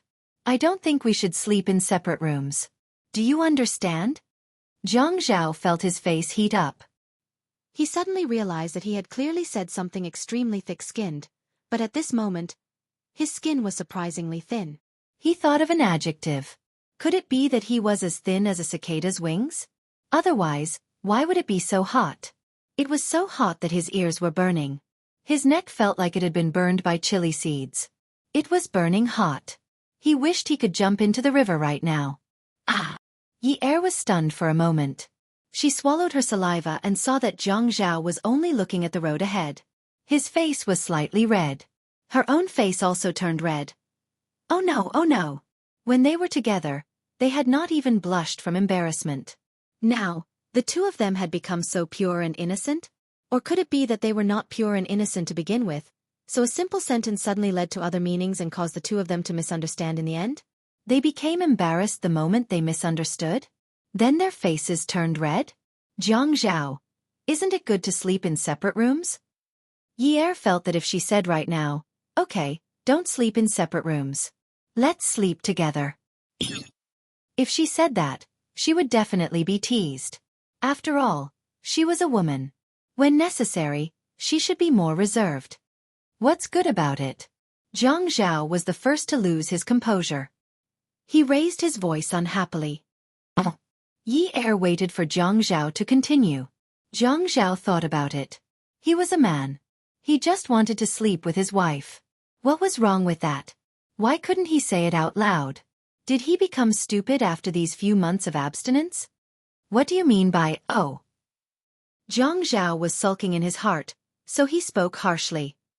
Jiang Zhao, how dare you yell at me? Humph. Jiang Zhao stepped on the accelerator. With the help of the engine, the car quickly took off on the road. After Jiang Zhao snorted, he didn't say another word to Yi. He kept a cold expression on his face. He didn't want to talk to her. What was the point of talking to her? Once he did, the two of them would pretend to be reserved and blush. After he got out of the car, he went to the front passenger seat to open the door. After Yi got out of the car, Jiang Zhao smiled and closed the door. He pressed the remote lock and the car was locked.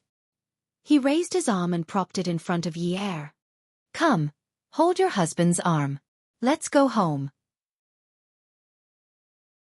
Yi looked at Jiang Zhao's serious expression and burst into laughter. As he wished, she held his arm and left the garage. After they entered the elevator, the door closed.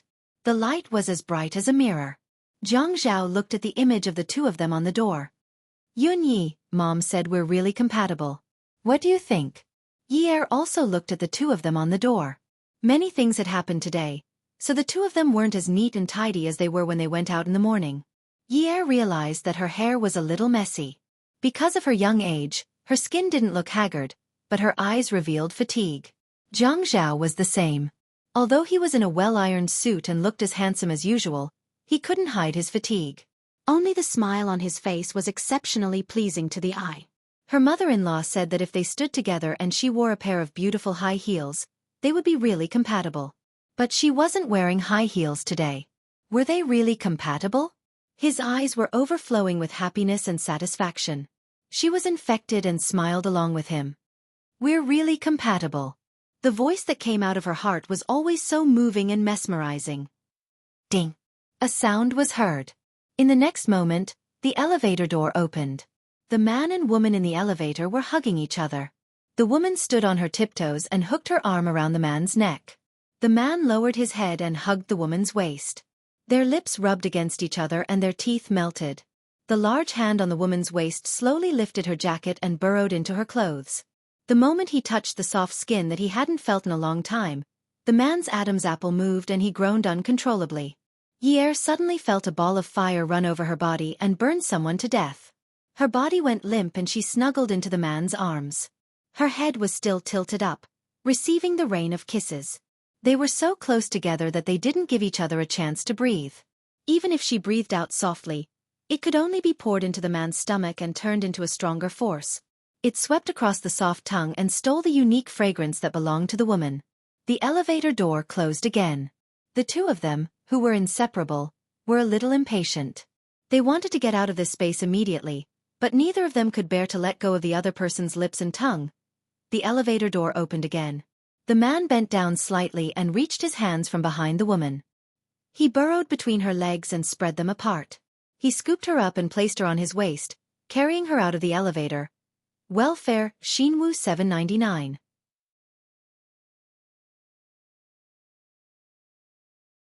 Chapter 658. The elevator led them all the way to the door of the living room. The corridor lights were on. The man carried the woman all the way to the door. Without even opening the door, he impatiently pressed her against the door and gestured all the way up. Yi was also anxious. She knew that she could not withstand his teasing, but she did not have the chance to speak. She wanted to say that she would open the door first, but the pressure on her chest made her lose all her rationality. Jiang Zhao, come in. She panted anxiously. When she lifted her red face and stared at the man, her eyes were sweet and charming. Jiang Zhao bit her again. No one. Bastard, one person insisted on invading. One person refused to comply. In the end, Jiang Zhao could only give in to Yi Er. But once they entered the house and closed the door, the woman was pushed against the wall at the entrance. Her clothes were pulled at haphazardly. The sound of fabric rubbing against each other and the sound of heavy breathing echoed one after another. Wash it off. I'm not washing it off. Jiang Zhao did not care so much. In any case, Yi Er let him kiss her and let him take her clothes off. Right now, he did not want to do anything. He just wanted to barge into her body. He had to do it. He did not want to wait a moment longer. He could not wait. His blood was rushing in the wind at high speed, rushing straight to his brain. He could not think clearly or see clearly. All he could think about was her softness, her tightness, her suffocation, her breathing, and her light moans. The scene in front of him was limitless. The sounds in his ears were so decadent that it tore at his soul. He wanted her.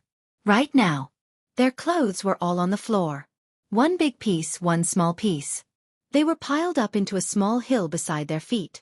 The woman's softness and the man's hard masculinity suddenly collided and instantly intertwined. After hovering between the mortal world and hell, they soared into the heavens and soared into the heavens. The next day, Yi Er was still sleeping in Jiang Zhao's arms. She was too tired last night and felt that the ringtone belonged to someone else. She felt like she was shopping at the mall and the phone of the person beside her was ringing non-stop. She wanted to ask him to pick it up, but she could not. What did it have to do with her? His phone was ringing. Mind your own business. Jiang Zhao picked up the phone and looked at the caller ID. The caller ID was Xiaoya. Yi Er was still sleeping. Besides, Xiaoya might be looking for him about what she said to him yesterday. Jiang Zhao slowly sat up. His muscular upper body was exposed to the air. He leaned against the bed and tucked the quilt over his abdomen. The phone slid open, and Xiaoya's cursing voice came through. Yi Er. Yi Er. You jerk, why didn't you pick up the phone until now? Jiang Zhao really could not stand this kind of relationship between women. They were shouting and shouting. Usually they were not like this. When women were together, they were very noisy. However, he could not say anything directly. He still said politely, Xiaoya, I'm Jiang Zhao. Yi Er is still sleeping. Jiang Zhao? Xiaoya realized that she had lost her composure. Her voice suddenly softened. When will Yi Er wake up? Is there something you need from her? Yes.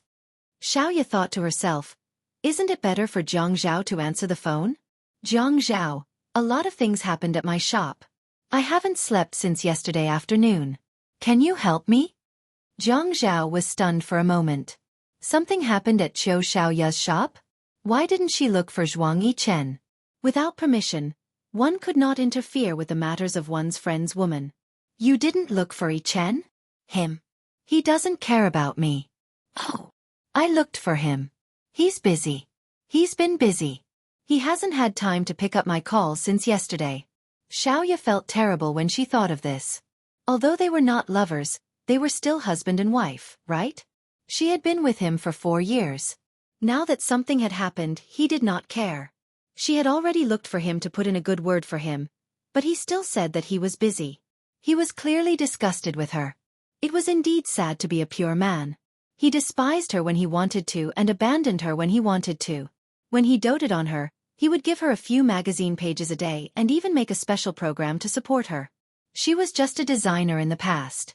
Her company had started a private customization project, but he gave her a piece of land and let her be her own boss. He even bought a commercial building in a prime location for her. He did not even bat an eyelid when he squandered money like it was nothing.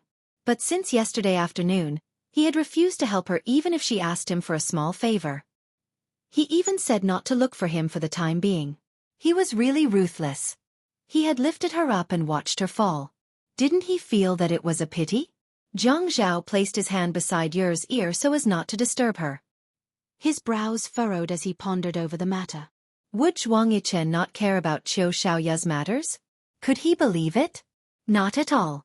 If he really did not care, he would not have said that over the phone at the hospital and asked for a guarantee. If someone else touched Qiu Xiaoya's shop and Zhuang Yichen found out, it would be embarrassing. Although not many people knew about their relationship, Zhuang Yichen would not lose face even in front of Qiu Xiaoya. But Zhuang Yichen chose not to care. What was the reason? Unless Zhuang Yichen did it himself. He really could not care about this matter. Zhuang Yichen was clearly trying to cheer Qiu Xiaoya up because of the Ouyang Yan incident. He remembered that Zhuang Yichen was very unhappy about the phone call yesterday. Qiu Xiaoya was indeed in a dangerous situation yesterday. It was understandable that Zhuang Yichen was worried. But would it be counterproductive to ruin Qiu Xiaoya's business? Xiaoya, I'll remember this. Don't worry. Let me check it out. Thank you, Zhang Zhao. I knew that friends are more useful than him. Zhang Zhao smiled helplessly. He owed Xiaoya a favor. But his relationship with Zhuang Yichen. Sigh, he felt like he was in a dilemma. Don't worry. Go back to sleep. The phone call ended. Zhang Zhao put on his robe, tied it, and went to another room. He called Zhuang Yichen. You did something to Qiu Xiaoya, right? Zhuang Yichen did not deny it. Yes. I taught her a lesson. Now that she's here to look for me, do you think I should help her or not? Are you trying to go against me? Zhuang Yichen laughed out loud. Brother Zhao, you really shouldn't help her. Otherwise, you'll be meddling in my private affairs. But Qiu Xiaoya is Yunye's friend. I owe her a favor for what happened yesterday. Don't you think it's unreasonable for me to not help her? But Brother Zhao, you're Zhuang Yichen's friend. We owe each other a lot. It's not right for you to help others go against me, right? Haha. Fine. As long as she doesn't ask Yunyi to look for me. I won't help her. What do you think? No. You can't help her. Zhuang Yichen stopped laughing and became more serious. Brother Zhao, you know my situation. I'm surrounded by danger. If Qiu Xiaoya doesn't know how to protect herself, she'll get herself killed sooner or later. She's become more and more disobedient in the past few months. This isn't good for her. Zhang Zhao had a headache. Why did he ask his woman to provoke Xia Qian for no reason? He really had a lot of things to deal with. He had thought of this path, but now he had gone astray. Yes, he had gone astray. This was what they meant by the saying, "You brought this upon yourself." Okay. I don't care. I really want to take annual leave and take my wife abroad to hide. I think you shouldn't worry about me. At most, I'll pretend that I'm not capable enough. Zhang Zhao deliberately paused and then laughed. But aren't you worried that she'll go too? Kang Yiyun? Zhuang Yichen tightened his grip on the phone. She can try to find him if she dares. A miscarriage was just a small operation. She could get out of bed on the same day. However, Ouyang Yan was lying in bed until the next morning. She always felt that she was too weak. She was seriously injured and had a miscarriage caused by a man. It was such a painful experience. The more she felt that her experience was painful, the more she was dissatisfied with the things around her. The weakness of her body reminded her of the person who caused the miscarriage. This vicious cycle almost led her to a dead end. Everything that happened to her was caused by Zhang Zhao. The happiness that she should have had was destroyed because of Yi Er's appearance. Even if she couldn't have Zhang Zhao, she knew that she would never be able to have Zhang Zhao again. However, if she couldn't have him, she would destroy him. No one would have a good life. This was the only way she could get out of this dead end. Therefore, she lifted the blanket and got out of bed. She used her connections to find the doctor who operated on her yesterday. She had prepared all the money that she needed. Yesterday's doctor, from the surgery to the anesthetist, to the assistant nurses, all of them had taken Xiaoya's money. Although compared to Ouyang Yan, Xiaoya didn't give much, but at that time, everyone felt that it was a lot. Therefore, when Ouyang Yan asked the doctor in charge to bribe him again, the doctor was very hesitant. The number on the check was enough for him to quit being a doctor for the rest of his life. The doctor in a white coat stared blankly at the valid check in front of him that was stamped with the company's stamp and the legal person's stamp. The balance in his heart began to waver. Attention, Song Shu 566.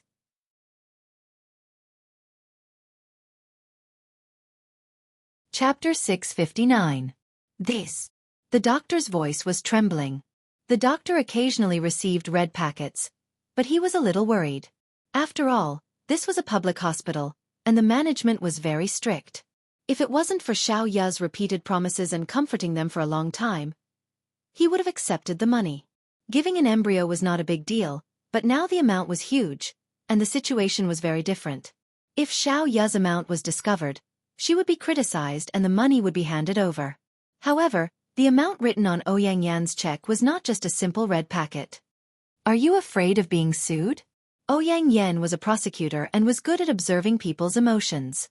At this time, when she saw the hesitation and greed in the doctor's eyes, she forced him to say, "Don't worry, I only gave this money to you. You also know that I'm a prosecutor, and I won't be stupid enough to sue you. You'll definitely be safe if you accept this money." The doctor felt relieved. What do you want to do? Ouyang Yan had always been dignified, but at this time, her behavior was a little frivolous. She used her orchid fingers to open the doctor's pocket, smiled and blew at the check in her hand, and then put the check in her pocket. She reached out and touched it, and the doctor's heart couldn't help but beat faster. Ouyang Yan looked at the doctor's nervous expression and laughed. It was a little charming. I don't know much about the departments in your hospital, but now I need you to help me find someone to do a fake DNA test. If you want money, you can pay from the check I gave you.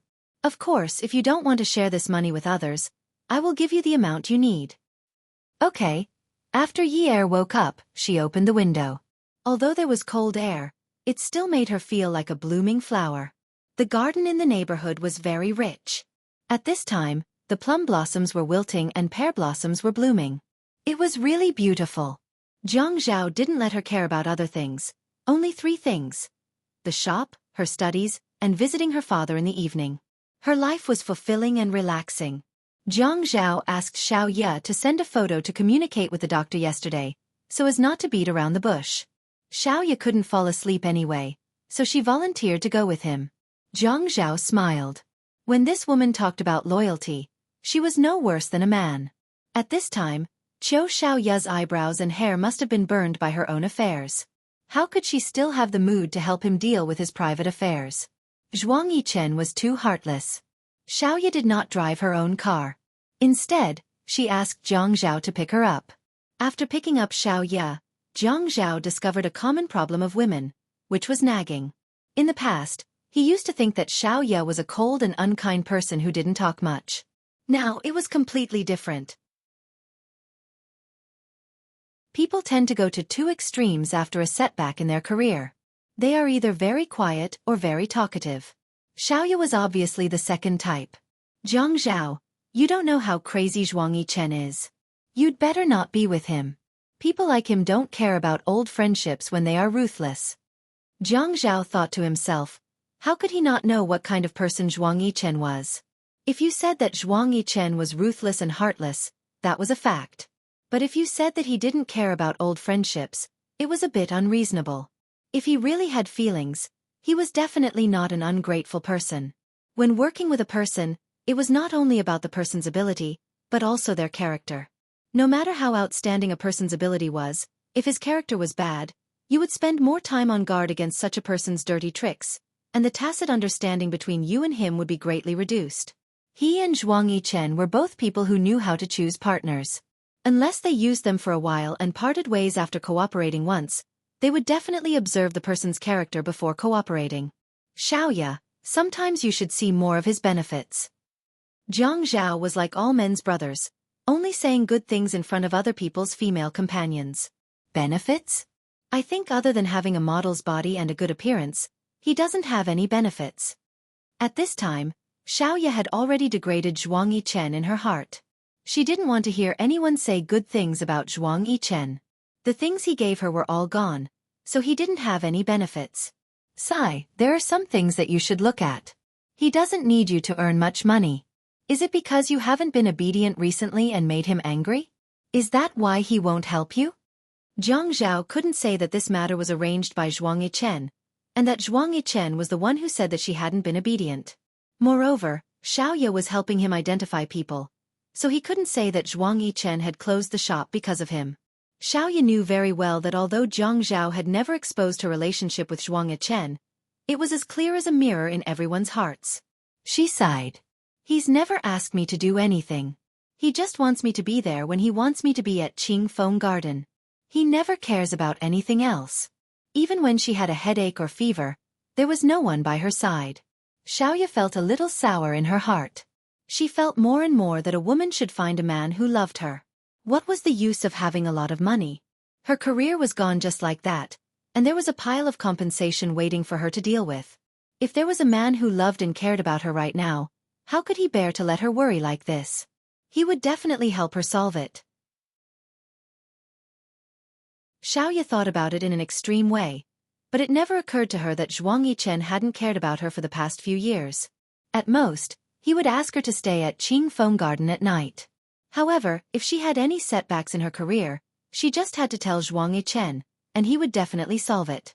What she didn't understand was that she had secretly used Zhuang Yichen's treatment of her as a standard. Jiang Zhao felt that as a man, he shouldn't talk about such things with a woman. The more he talked about it, the more he would seem like a sissy. However, Qiu Xiaoya was Yi Er's good friend. Yi Er seemed to be very calculative, but he was actually very good to his friends.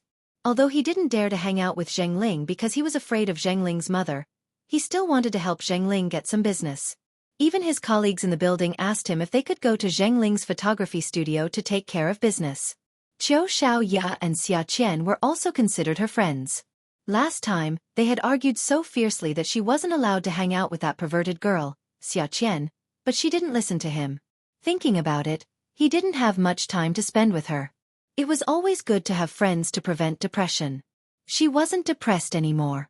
He had to treat her friends well. There was nothing much to say. However, it was a little depressing to talk to a woman who wasn't his wife. He couldn't possibly talk bad about Zhuang Yichen together with Qiu Xiaoya, could he? Xiaoya, do you remember how many of those people from yesterday? Xiaoya saw that Jiang Zhao had changed the topic. She was suspicious for a moment, but when she remembered that this was the most important thing of the day, she got used to it. She no longer slumped in her seat like before. Instead, she sat up straight and looked at Jiang Zhao. I remember them. I also remember their faces.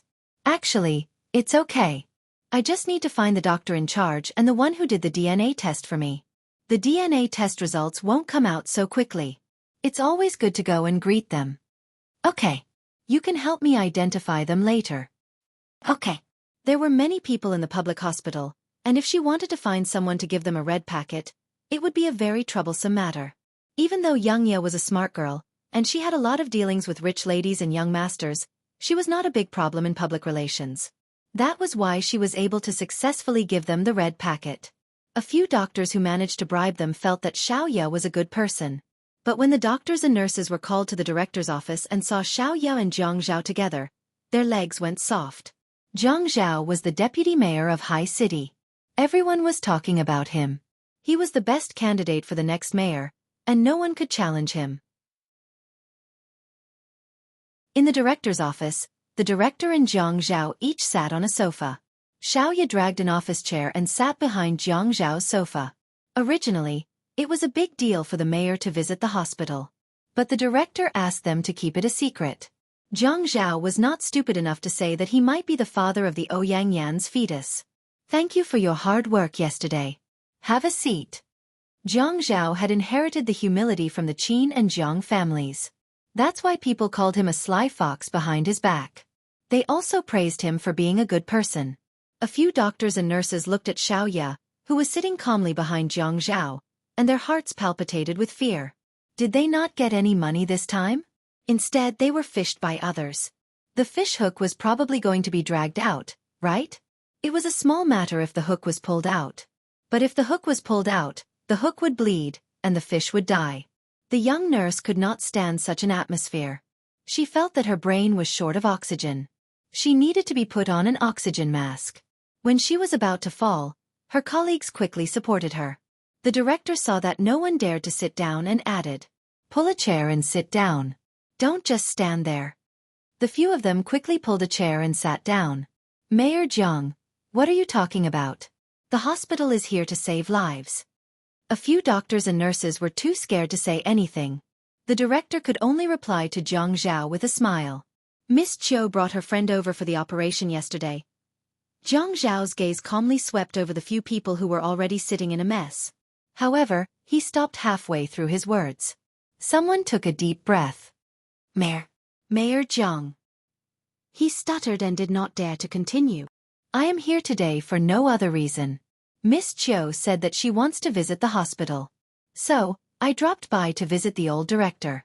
The topic changed too quickly, from the equator where fireballs were everywhere, to the North Pole where ice and snow were everywhere. This was too much. Was Miss Chiu the main point or the old director the main point? Do you want me to live? But since the other party did not ask, he could not just confess. He had just received the Ouyang Yan's check this morning.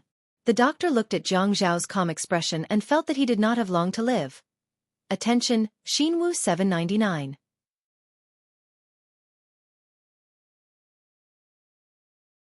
Chapter 660. At this moment, Zhang Zhao tilted his head and said politely, Old director, why don't we go somewhere else and let Miss Chiu talk to these doctors? How could the old dean be someone who didn't know how to see things clearly? He knew this matter was not simple, but it was not convenient for him to ask. Even the mayor was beating around the bush. What else could he say? Okay. At this time, Xiaoya called out to Zhang Zhao, who had already stood up. Brother Zhao, I'll come to you later. Zhang Zhao smiled. Okay. When Dong Xuebing called him Brother Zhao, everyone who was involved in Ouyang Yan's surgery felt nervous. When only little Ya and the doctor from yesterday were left in the office, little Ya stood up. She thought to herself, it's really different to have power and influence. How much effort did I put in to give the red packet yesterday? Once Zhang Zhaokai came out, it was immediately settled. I am here to thank all of you for what you did yesterday. When Xiaoya said this, the nurse rubbed her leg. Sister, don't thank us like this. She sounded like she was about to cry. How can I do that? If I don't thank all of you, what if someone else thanked all of you before me? Xiaoya said as she looked at everyone. The doctor who received Ouyang Yan's check wiped the sweat off his forehead. He knew Ouyang Yan was a public prosecutor, but he also knew that Zhang Zhao was the deputy mayor. Sometimes you will only know what it means to be a wolf in the front and a tiger in the back. Xiaoya had been young and inexperienced when she first started her career. However, after she became a boss in recent years, she was used to seeing people's expressions. Now, she was able to quickly find the difference in people's expressions.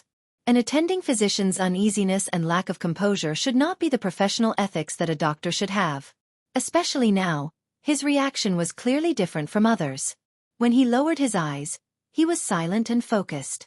When he clenched his fists tightly, he was frowning tightly.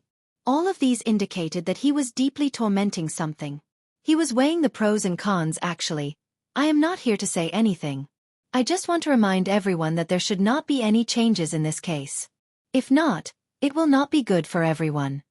Xiaoya said and purposely looked at Zhang Zhao's seat.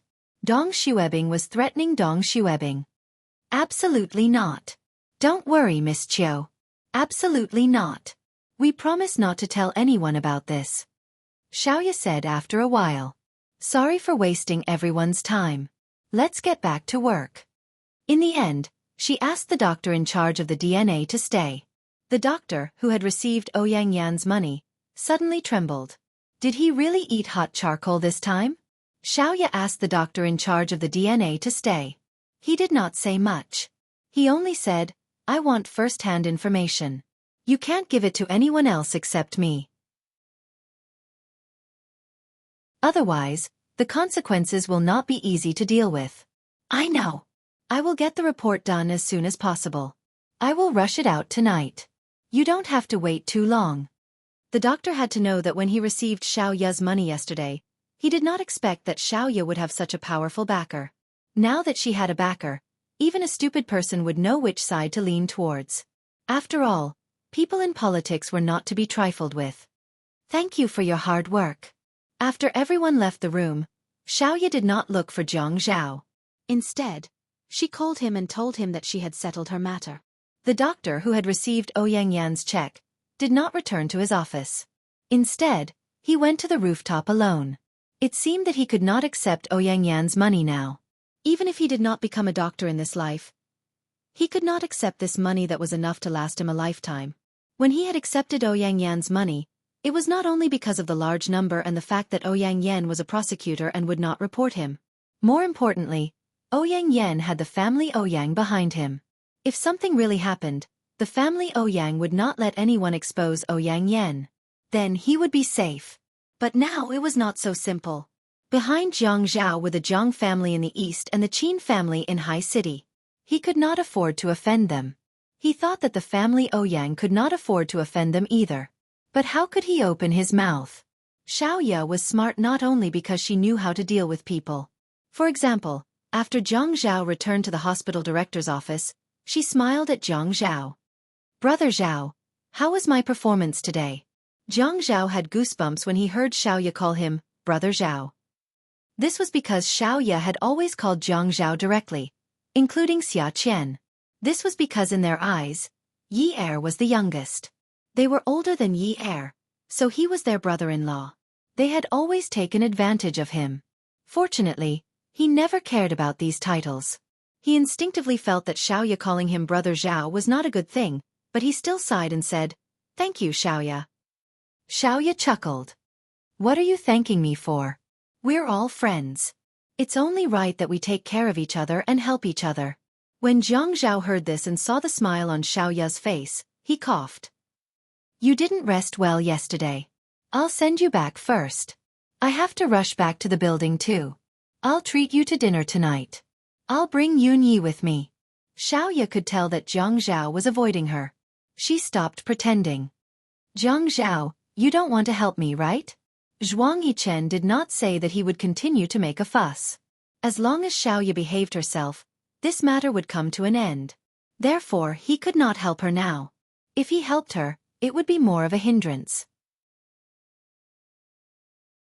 Perhaps the more he helped, the worse things would happen. When Zhuang Yichen got angry, there would be more serious things. He sighed. "Actually, you might as well not care about this matter. Stay at home for a while. You might just stay at home for a while." Xiaoya snorted and glared at Jiang Zhao. "You're all heartless." She grabbed her bag from the stool and turned to leave. Jiang Zhao hurriedly chased after her. Xiaoya ran out of the hospital and hailed a taxi.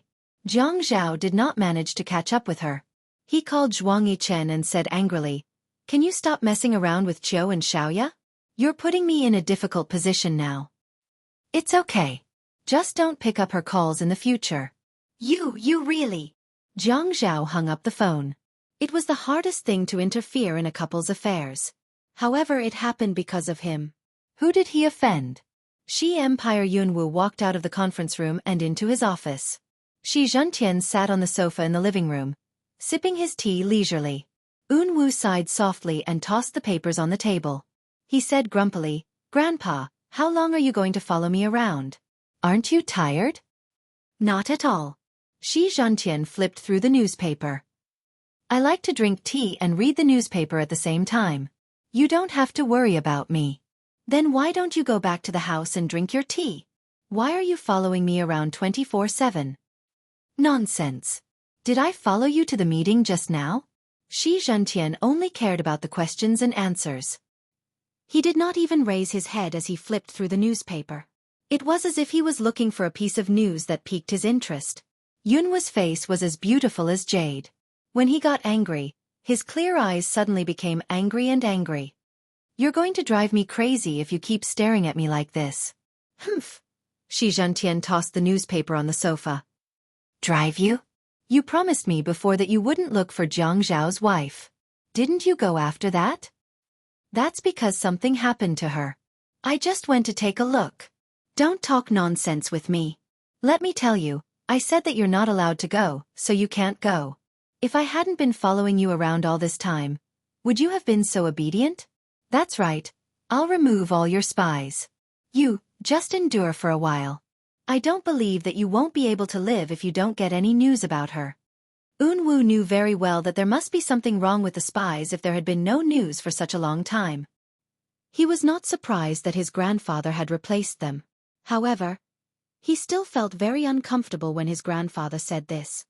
Yes. Your brotherhood is the most important thing. Do you want me to write a written pledge for you?" No. A written pledge will be gone once it's burned. You have to tell me with your own actions. When all the paintings in your studio are replaced with those of other women, I'll set you free. Grandpa. Wu stood up and stared at his grandfather, who was sitting on the sofa. He wanted to smash a hole in the table. Then you can continue to follow me around like this. Asking him to throw away those paintings, he might as well take his life. Ouyang Yen was sleeping on the bed when someone patted her shoulder. She opened her eyes and saw the doctor.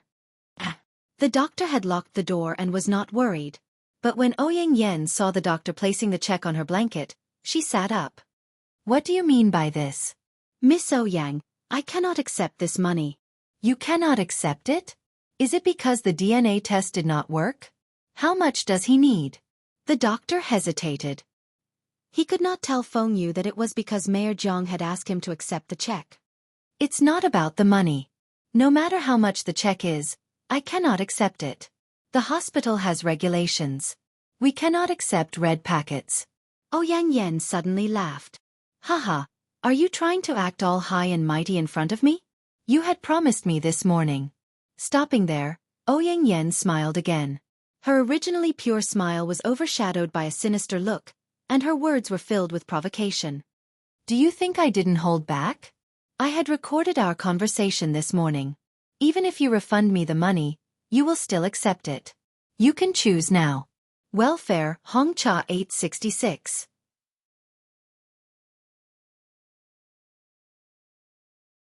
Chapter 661. You. The attending doctor looked at the check on Ouyang Yan's blanket and lost his balance. He stumbled a few steps back and almost fell to the ground. Ouyang Yan lay down again as if there was no one around. You can go. Take the money that belongs to you. The attending doctor held onto the bed frame and closed his eyes. If he could spit out what he had done, he would have done it by now. He had made such a big mistake this time because he was too greedy. After Yi Er finished checking the accounts of the first day in the dance studio, she looked around and sometimes acted as a teacher. The dance studio was very spacious and there were many dance rooms. Yi Er changed into a black t-shirt with the word dance on it and walked through a group of students. She listened to the rhythmic chanting of 1-da-da, 2-da-da-da, 3-da-da-da, and thought about the peaceful days she had today. She was very happy. If only her father could wake up soon, then her days would be like living in a honeypot. Yi Er's store was open. Just as Zhang Zhao had expected, there would be a lot of people coming to buy cards, regardless of whether they could use it or not. If they wanted to buy cards, they would buy the most expensive ones. They wanted to get closer to Yi Er so that they could get closer to Zhang Zhao. Yi Er also understood the pros and cons of this, so when she ordered the package, she separated the most expensive package into several different packages. She was not worried that someone would buy the package and report that Zhang Zhao had accepted bribes, but she still had to take precautions if it was too obvious. There were both men and women who came to buy the package. Some men in their 50s said that they wanted to train their bodies and learn how to dance, but not only did they not know how to dance, they probably did not even know how to dance. Just by looking at their big bellies, it was obvious that they lacked exercise. Their actions were too obvious. Zhang Zhao said that he was not afraid of this. If people tried to bribe him in private, it was fine as long as he did not accept it. Yi Er did this very well. Today, another man came to buy the package. If other people saw this, they would definitely tell Yi Er that there was finally someone who looked like he had trained and was even handsome.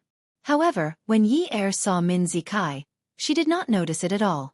Miss and young masters from rich families had to learn the basics of social etiquette, but they would have professional teachers to teach them.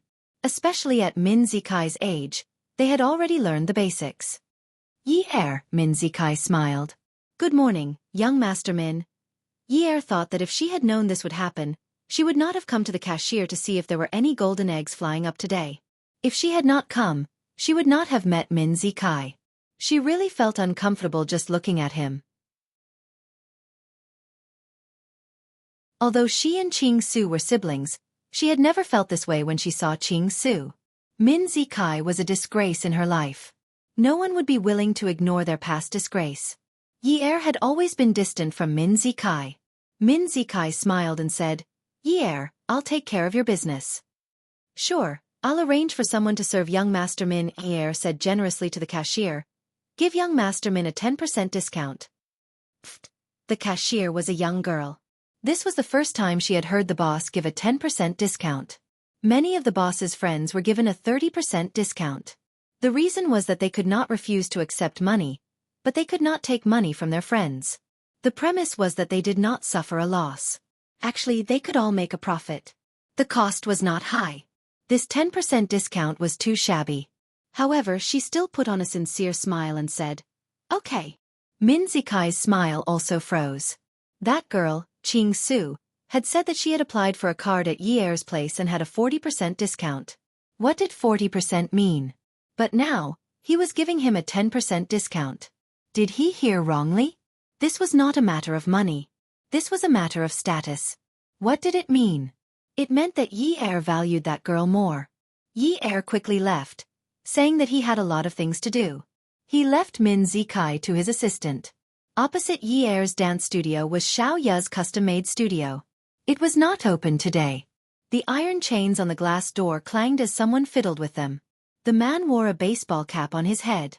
The front of the cap was very long and low, so his face could not be seen clearly. However, the stubble on his chin could be seen clearly. He was very tall and wore a thin jacket. His hand touched the iron chain as he raised his head to look at the opposite building. When he looked up, the sun shone into his eyes. He narrowed his eyes slightly and released a murderous aura. This was the man who had been mistakenly called a pervert by Ching Su when they went to the private hospital for a checkup. Jiang Zhao had been looking for him for a long time. However, he was good at anti-tracking. How could he be tracked down so easily? He had been quiet for such a long time so that these people would let down their guard. He had basically figured out this woman's route. This was the person that the buyer wanted to kill. However, the person he wanted to kill the most now was that girl, Ching Su. If that girl had not hit that car, how could his brother have gotten into an accident? He could not rush them. Last time, it was because he was not stable enough that he encountered such an accident. The attending doctor asked the DNA appraiser, "What did Miss Chiu say to you just now?" The DNA appraiser said, "No, nothing." Don't try to avoid it. You also took her money, right? What? The DNA appraiser was shocked. Although they were colleagues, he was not in the same department as the surgery team. There was always an inexplicable gap between them. What nonsense are you talking about? The people who were called to the director's office today were all paid. The attending doctor asked the DNA appraiser to the rooftop. The February wind was still a little cold, but it was refreshing. At this time, he was so annoyed that he lit a cigarette and took a puff. We all know that, right? The DNA appraiser did not dare to speak. Trouble came from the mouth. The hospital was a place of conflict. Not to mention the tense doctor-patient relationship. Even the competition between doctors was a smoke-free battle. Although they were in different departments, they had to be careful. Sigh. The DNA appraiser only sighed. He did not admit or deny it. Do you feel that we are in trouble this time? The attending doctor turned his head and looked at the person next to him worriedly. Yes. Perhaps it was a habit formed in his work to only talk about work-related matters. He was a man of few words. I'll give you a sum of money. Are you willing to change the test result? It's a very large sum of money. It's enough for you to live a lifetime without working in the hospital. The DNA appraiser was so scared that he immediately quivered. No. He was not a fool. He did not dare to do such a thing, especially after knowing that Miss Chiu was backing him up. He could not let anyone change the first-hand information. Some things were not about how much money he could earn or spend in his lifetime. If he had so much money, he might not have the chance to spend it. He might cause his family to not live a peaceful life. He could not take this risk. The attending doctor laughed self-deprecatingly and patted the DNA appraiser's shoulder. I just said it casually. Look at how scared you are. Huh. As Jiang Zhao had made plans to go to the hospital in the morning, he had a lot of time to spare. Therefore, he had arranged everything in the morning and pushed his working hours to after the lunch break. He did not want to go to the building at this time. He wanted to sit at Yi Er's place. Anyway, they could have lunch together before going to the building. Everyone knew that Yi Er was his wife and had opened a dance studio. There was nothing to hide. He went to Yi Er generously. It was the same every time. But when he saw Min Zikai running around in the dance studio, he was unhappy. Last time, Xiaofan said that Qing Su had stopped him. Although she said that she wanted to teach Min Zikai a lesson, he was unhappy. But after thinking about it, if Qing Su had stopped him, maybe Qing Su did not want to see anything happen to Min Zikai. Even if he knew everything, Yi Er owed Qing Su a life. He could not be too ruthless. After that, he called Xiaofan and told him to forget about Min Zikai for the time being. It was not a big deal to see Min Zikai outside, but this was Yi Er's territory. What was Min Zikai doing here? Your boss Yun Yi was here just now. Where did she go now? Where is her office? Min Zikai grabbed a staff member and questioned him carefully. Zhang Zhao walked over and patted Min Zikai on the shoulder. Min Zikai turned around.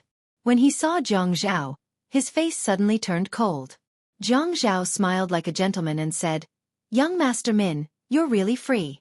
What are you doing here?" "I'm here to learn about international dance from Yi Er." Min Zikai had always felt that he was not inferior to Zhang Zhao. Moreover, ever since Yi Er and Qing Su's accident, he clearly noticed that Zhang Zhao's attitude towards his father had become friendlier. Zhang Zhao must have felt that he owed family Min a favor. The more he thought about it, the more his sense of superiority suddenly rose. "Actually, I learned international dance from Yi Er. When she was 10 years old and practiced dancing, I was the one who accompanied her. After that, when I learned international dance, she was the one who became my dance partner and practiced with me." Min Zikai became more and more enthusiastic as he spoke. However, he did not consider that Zhang Zhao's attitude towards Min Hongxing had improved completely because Qing Su had saved Yi Er's life. Min Hongxing also doted on Qing Su very much, so it was natural for him to feel sorry for her. This had nothing to do with Min Zikai. Min Zikai did not notice that Zhang Zhao's gaze was getting colder and colder. He wanted to continue provoking him. "It seems that young Master Min is really free recently. It's only right that you find something to do." Zhang Zhao's voice was calm, but it suddenly made his hair stand on end. A dangerous aura was rushing towards him. "Come and see." Hongcha 866.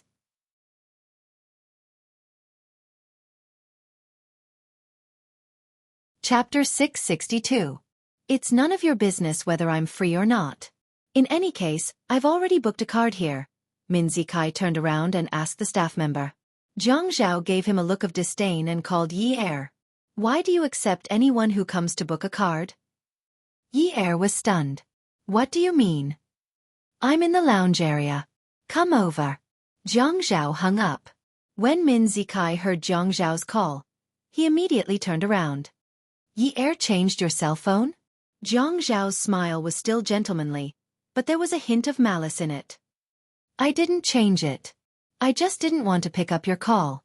Yi Er knew that Zhang Zhao's tone wasn't good, so she hung up and headed to the lounge area. At this time, most of the students were in class, so the lounge area was very quiet. Even if it was very quiet, Zhang Zhao would usually go to the office to look for her. He always felt that it was a little inappropriate. But now, he was directly waiting for her in the lounge area. But once she got there, Yi Er finally understood. With Min Zikai around, she couldn't possibly bring Min Zikai to the office, right? "Tell me, are you going to accept anyone who comes to book a card?" Zhang Zhao asked unhappily when he saw Yi Er. Yi Er looked at Min Zikai and then hooked her arm around Zhang Zhao's. "If there's business to be done, I have to do it." After Yi Er said that, she gave the staff member a look and gestured for him to leave. When Zhang Zhao saw that the staff member had left, he became even more stubborn. "You're not allowed to do business with him." When Min Zikai heard this, he stepped forward. "Why should I?" "Because I think you're ugly." Without anyone else around, Zhang Zhao didn't really care about his image. When he spoke, there was a hint of willfulness in his tone. "You're good-looking? You're the ugly one." Min Zikai was so angry that his face turned red.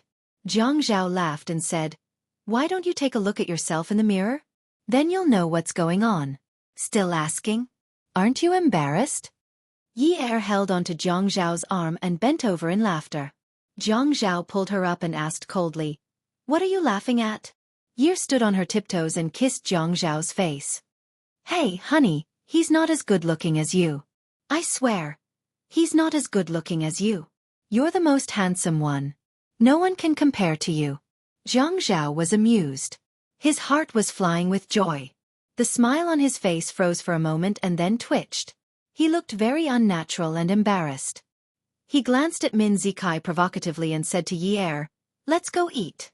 Min Zikai was hurt, not because of Zhang Zhao's provocation, but because of what Yi Er had said to curry favor with Zhang Zhao. It had really hurt him. It was only 8 o'clock at night. The DNA technician called Xiao Ya and told her that the results were out. Xiao Ya called Zhang Zhao and asked if she wanted to go get it or if he wanted to go get it himself. Before Zhang Zhao could say anything, Xiao Ya sighed and said, "Let me go. Although you're heartless, I can't be unjust. It's not very appropriate for you to go get it. People will suspect you. It's not good to have one more person suspect." Zhang Zhao thanked her. After hanging up, he thought that Zhuang Yichen treated Xiao Ya differently for a reason. A smart woman like her knew how to grasp people's hearts. He now felt a deep sense of guilt. The scales were tilted towards Xiao Ya. He even thought that if he helped Xiao Ya, Zhuang Yichen would probably not take it seriously when he reconciled with Xiao Ya in the future. Zhang Zhao also took his own sample for a DNA test. He wanted to wait for Xiao Ya's report to be out and then compare it. Xiao Ya drove to the hospital. She thought about it more in the afternoon. She couldn't blame Zhang Zhao for this matter. She had her own business and came in contact with rich madams and company directors. She also knew that perhaps someone was messing with her. It was too obvious. However, it was precisely because someone was deliberately messing with her that Zhang Zhao couldn't interfere. The people she came in contact with also had powerful backgrounds. What right did they have to drag Zhang Zhao into this? She didn't even care about her own man. How could she count on someone else's man? The dashboard showed that the car was low on gas. She drove to the nearest gas station. She recognized the car parked in front at a glance. It was Haiching's most unique red and green Cayenne. Lu Qingsu, this girl, was so strange that she was afraid that others wouldn't remember her. She was the same. However, when she saw the red Cayenne covered in green willow branches, she really felt that spring was not far away. Just because Qingsu had saved Yi Er's life, the few of them were getting closer. However, did Qingsu only like red Cayennes? The previous one had already been hit so badly. The license plate had also been changed, but the style hadn't changed at all. Xiao Ya rolled down the car window and pressed the car horn. Qingsu was in the car. The moment she heard someone honking, she felt a little annoyed. She was about to roll down the car window and stick her head out to scold. "What the hell are you rushing me for? If you have the ability, fly over there." In the end, she saw from the rearview mirror that Xiao Ya's head and hands were outside the car window. She was smiling and waving at her car. Qingsu scratched her head a little embarrassedly. She opened the car door and got out. She walked up to Xiao Ya's window and said, "Hello, Sister Xiao Ya." Xiao Ya rested her hand on the car door. She rested her chin on her forearm and looked at Qingsu. "Lulu, why aren't you home?" Qingsu smiled. "I'm walking around outside. I want to go to the bar later." "You're in your second year of high school, right?" "Yes." "You should study more at home and strive to get into a good university." "What's so good about going to university?" Qingsu shrugged in embarrassment. "My grades are very bad. I won't be able to get in. If Min Hongsheng were to donate a building to go to school, I wouldn't want to embarrass myself like that." Xiao Ya felt that Qingsu wasn't as innocent as the rumors said. Sometimes when she saw Qingsu, she would think of Xia Qian when she was young. When she thought of this, she felt a little sad. "If you don't try hard, you won't know. You're only in your second year of high school. There will be plenty of opportunities." The two of them chatted for a while. Xiao Ya asked about Qingsu's health. Qingsu asked Xiao Ya if the business of the store was good. "Sister Xiao Ya, what's your personal phone number? I don't want the one on your business card. I'll look for you another day." Xiao Ya smiled. This girl made herself sound like an adult. She had never seen her play with children her age. After giving her number, Qingsu dialed the numbers one by one. Then, she called Xiao Ya. When she heard the ringtone she said, "Sister Xiao Ya, save my number too." Otherwise, I'll be sad if you ask me who I am the next time I ask you out. Huh. Okay, but I know who you are even if I don't save it. I can recognize your voice immediately. It's crisp and sweet. Ching Su lowered her head shyly. The two of them. They chatted until a car behind them honked. Then they said goodbye to each other and drove away. When Xiaoya arrived at the hospital, she went to the laboratory building behind the inpatient department. The DNA appraiser was anxiously looking left and right as he waited there. The car's headlights flashed at the doctor. The doctor raised his hand to cover his eyes and leaned back slightly. When he saw Xiaoya waving at him through the window, he quickly ran over. The doctor handed a coiled craft paper bag to little Ya. He looked around and said, "Don't worry about it. Miss Chiu, this is for you." Xiaoya took the paper bag and smiled at the appraiser. "Thank you." Then she narrowed her eyes slightly. "Other than you, you haven't shown it to anyone else, right?" When the doctor saw Xiaoya's eyes, he instantly panicked. He immediately placed his palm by his ear, his face flushed red, and he stuttered anxiously. No, I promise, I swear to the heavens, if I let anyone see it, I will not be well." Before he could say the word die, Xiaoya hurriedly interrupted him. This was really a sin. They must have been frightened by Zhang Zhao's sudden visit during the day. All right. Big brother, don't swear. You scared me." The doctor suddenly heaved a sigh of relief. "Miss Chiu, don't scare me like this. I've been so nervous all day. I wouldn't dare to do anything. You have to believe me." I believe you. Big brother, don't be afraid. Don't worry." Xiaoya finally burst into laughter and threw the report on the passenger seat. "Don't let anyone else know. This isn't over yet. If there are any changes, I'll have to look for you." The doctor raised his sleeve to wipe his forehead. God, could he say no? Okay, Miss Chiu, look for me any time." Xiaoya drove out of the hospital and headed to 9th Mansion. She knew that Zhuang Yichen lived there too. That D*Ned man knew how to enjoy life. There were so many houses and nests everywhere. What a heartless D*Ned man. He left her in the lurch. When the car was halfway there, her phone suddenly rang. She stopped the car by the roadside and opened the phone to take a look. The number was just saved. Lulu. She unlocked the phone. "Hello, Lulu?" Save me," Xiaoya panicked. The voice on the phone was wheezing and wheezing. The sound of her breathing was louder than her original voice. She could recognize Ching Su's voice, but how did it become like this? It was as if her life was hanging by a thread. Lulu, where are you?"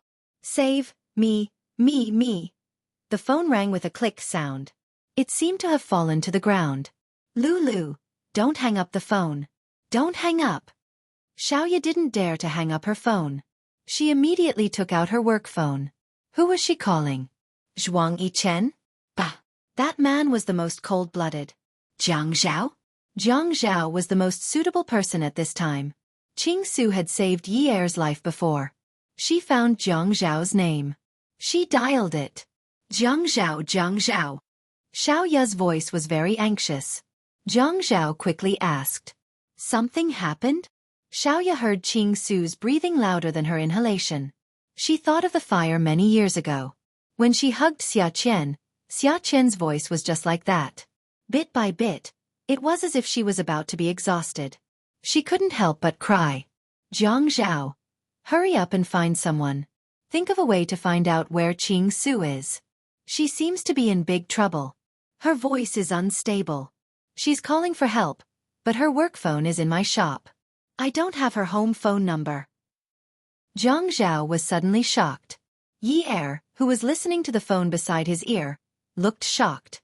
He immediately snatched the phone and said to Xiaoya, "Don't worry, he'll think of a way."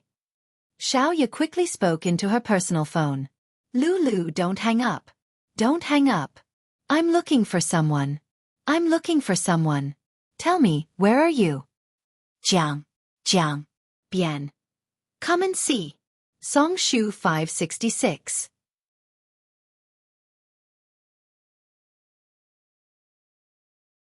Chapter 663. Xiaoya had never encountered such a situation before. She didn't know what had happened to Ching Su. She also didn't know what kind of injuries could make such a rebellious young lady so weak as to ask for help. Why did Qing Su call her? Xiaoya comforted Qing Su on the phone as she thought about what was going on. Why did the phone call her? Oh right, Qing Su flashed her phone number at that time and asked her to save it. She must have pressed the button directly without thinking about who she was calling. She didn't hang up the office phone either. Hearing Jiang Zhao on the phone, Yi Er was so anxious that he kept shouting. Xiaoya thought about Qing Su's voice and felt her scalp tingle. Qing Su was covered in blood. She held the phone weakly and collapsed in the valley. The trees were already sprouting and the grass was growing in February, but it wasn't lush. She didn't know how long she could hide. She only knew that she was almost out of strength. She couldn't open her eyes, stand up, or move her feet. The cracked skin on her body was laughing at her pitiful state. This mountain was facing the river. She seemed to see her mother. Her mother kept waving at her and calling her baby. She ran over and wanted to throw herself into her mother's arms. However, her mother's smile slowly faded. With tears on her face, she turned around and walked slowly towards the river. Qing Su knew that she was going to die. She was going to die soon. She chased after her mother, but her mother said, "Baby, go back, go back." She blocked the phone screen with her hand, afraid that the light would be exposed. In fact, she didn't want to die. The day before her death, her mother said to her, "Baby, my Lulu, I didn't take you to eat good food in the past. I didn't buy you beautiful clothes. You must eat a lot of good food in the future. You must go to many countries and wear many beautiful clothes. Just treat it as if I bought them for you. You must. When you are 50 or 60 years old, you must wear beautiful clothes. Mommy can see it. Mommy will be very happy when she sees you wearing beautiful clothes." She felt that she didn't wear enough beautiful clothes. She hadn't worn out her evening gowns yet. She didn't like to socialize. Xiaoya had a lot of beautiful clothes. She wanted sister Xiaoya to make an evening gown for her every month. She still had a lot of delicious food. She liked to eat the same food and taste as before. She didn't want to try new things. She wanted to go to various Western restaurants and eat the most expensive French food. Min Hongxing was very rich. "Help me." She couldn't hear the voice on the phone clearly. She only knew that she had used all her strength to shout those two words. In her consciousness, the man in the bar used a handkerchief to cover her mouth and nose. When she woke up, she was lying in the car. The man waited for her to wake up and dragged her out of the car. Only then did she know that they were at the riverside. He dragged her to the place where the two cars collided. He took a shiny knife to stab her. He gritted his teeth and called her a little whore. He scolded her for being a busybody. He said that if it wasn't for her busybody, his brother wouldn't have died. She didn't know what he said later. She didn't want to explain. She only knew that the words, little whore, were very harsh. Lan Qiuyue always scolded her as a child who ruined her life. She said that she was a little whore raised by a whore. She wasn't. Her mother was also not a whore. She fought with a tall man. She didn't expect that she would stab him twice. But the consequences were so serious. She didn't remember when she realized that she shouldn't have fought with the man. She should have run. She couldn't run across the wide area, so she could only run up the mountain. When she was young, she lived a very hard life with her mother. Sometimes, she would hide. At this moment, she was extremely scared. Her ears were filled with the sound of the man's footsteps. They came closer and closer. She was scared. But it was useless to be scared. She couldn't walk anymore. "Mom! Mom!" she called out softly. Then she let out a deep sigh. When Xiaoya heard Xia Qian call out, "Mommy," softly, she suddenly thought of the big fire. Xia Qian was the same. In the end, she called out, "Mommy," weakly. "Lulu." Xiaoya covered her mouth. She didn't dare to cry out loud. "Lulu, don't be afraid. Jiang Zhao is already looking for you. He will find you soon." The mobile phone's tracking system was very accurate in the army. Looking at the red on the meter, Yi Er and Xiaoya sat in the military vehicle and listened to the breathing sounds from the mobile phone. "Jiang Zhao, can the car go faster? I'm worried that Qing Su's mobile phone will run out of battery. It'll be over." Jiang Zhao always patiently comforted Yi Er whenever he heard that. "It'll be soon. We'll be there soon. Boss, it's on this mountain. Zhuahao's subordinate pointed at the mountain outside the window and said excitedly. The car had just stopped when a man's voice came from the hands-free phone. B*Tisich, how dare you hide here? I'll kill you today. Let's see if you still want to meddle in other people's business in the future. Yi Er and Xiaoya were about to scream when two soldiers covered their mouths. Yi Er looked at Jiang Zhao. Her eyes were watery. The man on the phone suddenly said, "The person we want to kill is Yun Yi. Since you want to join in the fun, fine. Since you're so loyal, you can die for her." Yi Er couldn't hold back her tears anymore. They rolled down the soldier's hands. She couldn't accept that Qing Su was being targeted because of her. Jiang Zhao stood up suddenly. Jiang Zhao silently pointed at the alarm. Zhuahao shook his head. If the alarm went off, the criminal would run away and they wouldn't be able to catch him. But if they delayed for another second, Qing Su's life might be in danger. Jiang Zhao pointed at the alarm forcefully. The alarm went off. As the soldiers rushed up the mountain, dozens of large searchlights were turned on, illuminating the entire mountain. The sudden change made the man on the mountain startled.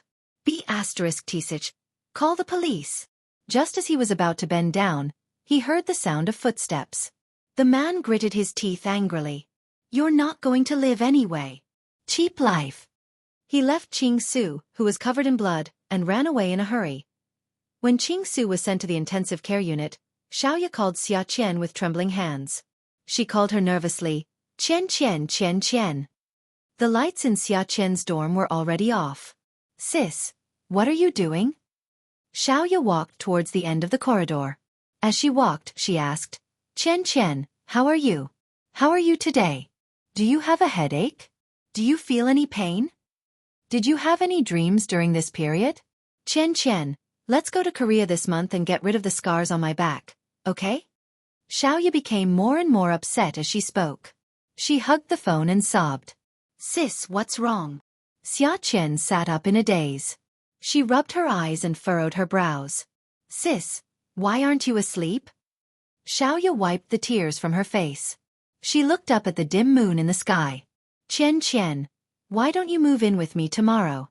Why don't I rent an apartment near your university? Since my shop is closed, I'll cook for you. Focus on your studies. Sis, I'm already doing my internship. How can I still study? What's wrong with you? Xia Qian was finally annoyed by Xiaoya. Qian Qian, I miss you. I miss you. The more Xiaoya cried, the more upset she became. She squatted at the end of the corridor by the balcony. She raised her head and said incoherently, Qian Qian, I'm sorry. I've let you down. Xiaoya hadn't cried like this in a long time. The sadness of losing her life in her hands was like a flint that ignited when it came into contact with firewood. Sis, are you crazy? Xia Qian sighed. I'm hanging up. I'm so sleepy. After hanging up, Xiaoya fell silent. Jiang Zhao found Xiaoya.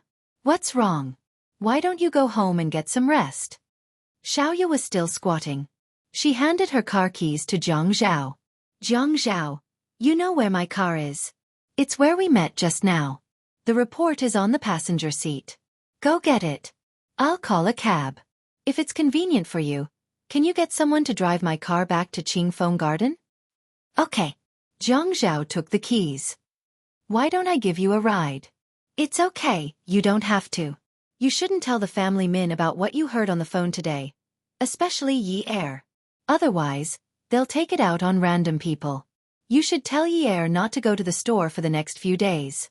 It's going to be dangerous. Xiaoya had already recovered from her panic and maintained her usual rationality. It was a kind reminder, but her cold expression made her seem a little heartless. Thank you for reminding me. I know what I'm doing. Jiang Zhao looked at Xiaoya's distracted expression and asked Yi Er to keep her. He then called the chauffeur to take her back to Qingfeng Garden. Yi Er stayed at the hospital. Zhuahao's subordinates also stayed by Yi Er's side. They said that they were afraid of danger. The man's words on the phone that night constantly reminded them that the enemy could appear at any time. Jiang Zhao briefed Zhuahao and drove to Xiaoya's car alone. Xiaoya's Ford Focus was in the passenger compartment. He used the remote control to unlock the door. The coil in the craft paper bag was still intact. Zhang Zhao opened the coil and took out the report inside. He glanced at it twice before putting it back and wrapping the bag properly. He got the DNA report and closed the car door. He made a call. When the call connected, he said, "I have a set of data here. Compare it with the sample I gave you today and give me a call." The man on the other end answered, "Okay." Beauty novel, Song Shu 566.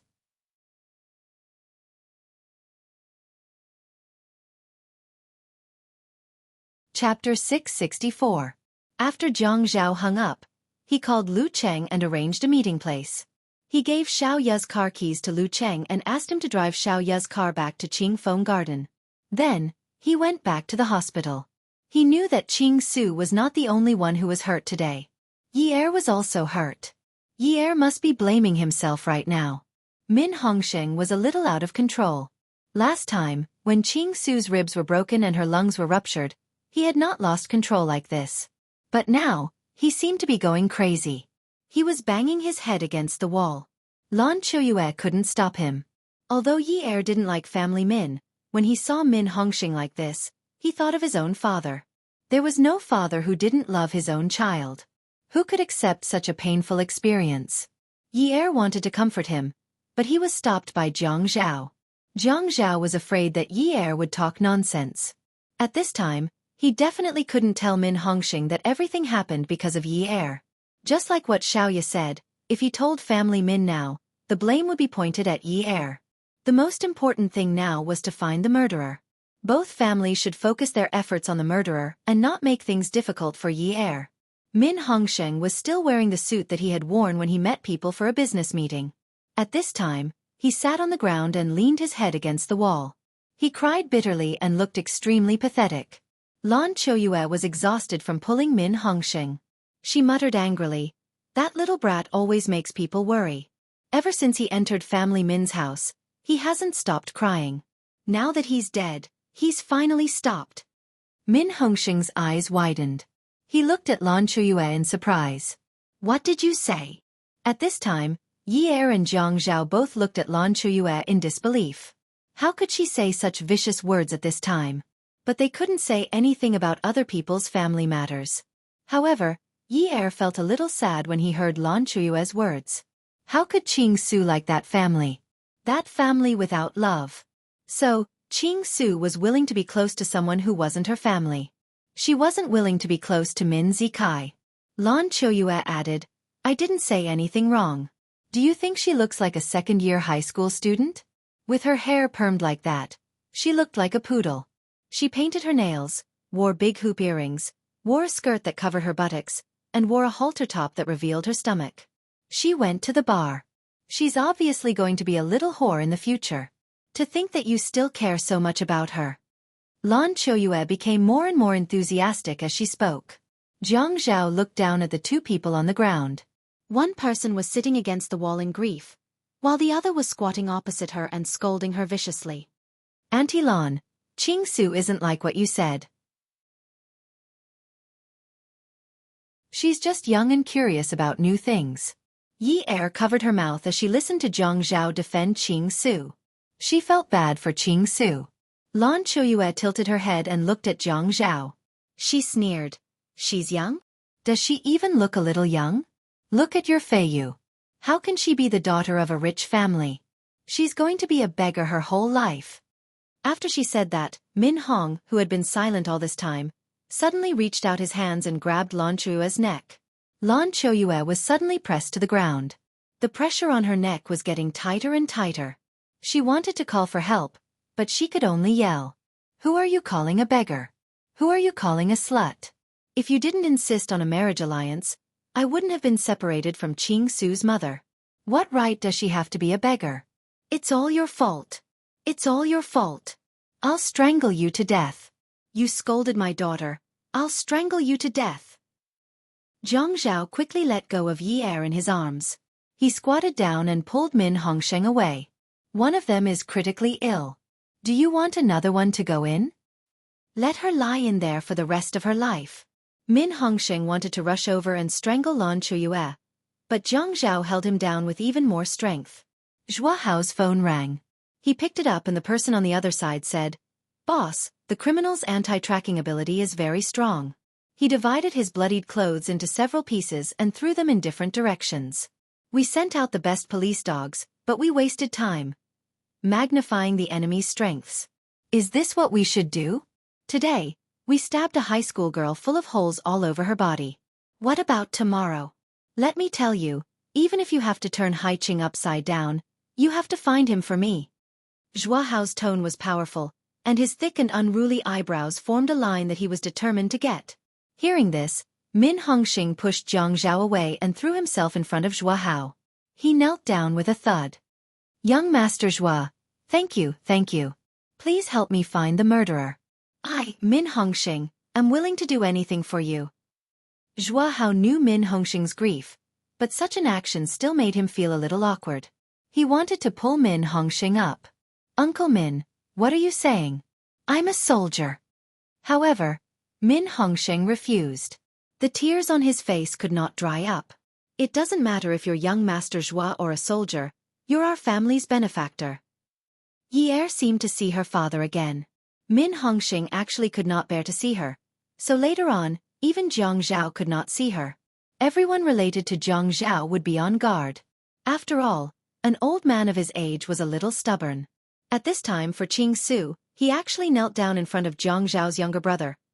However, Qing Su's misfortune was all because Qing Su risked her life to save her last time, which led to revenge.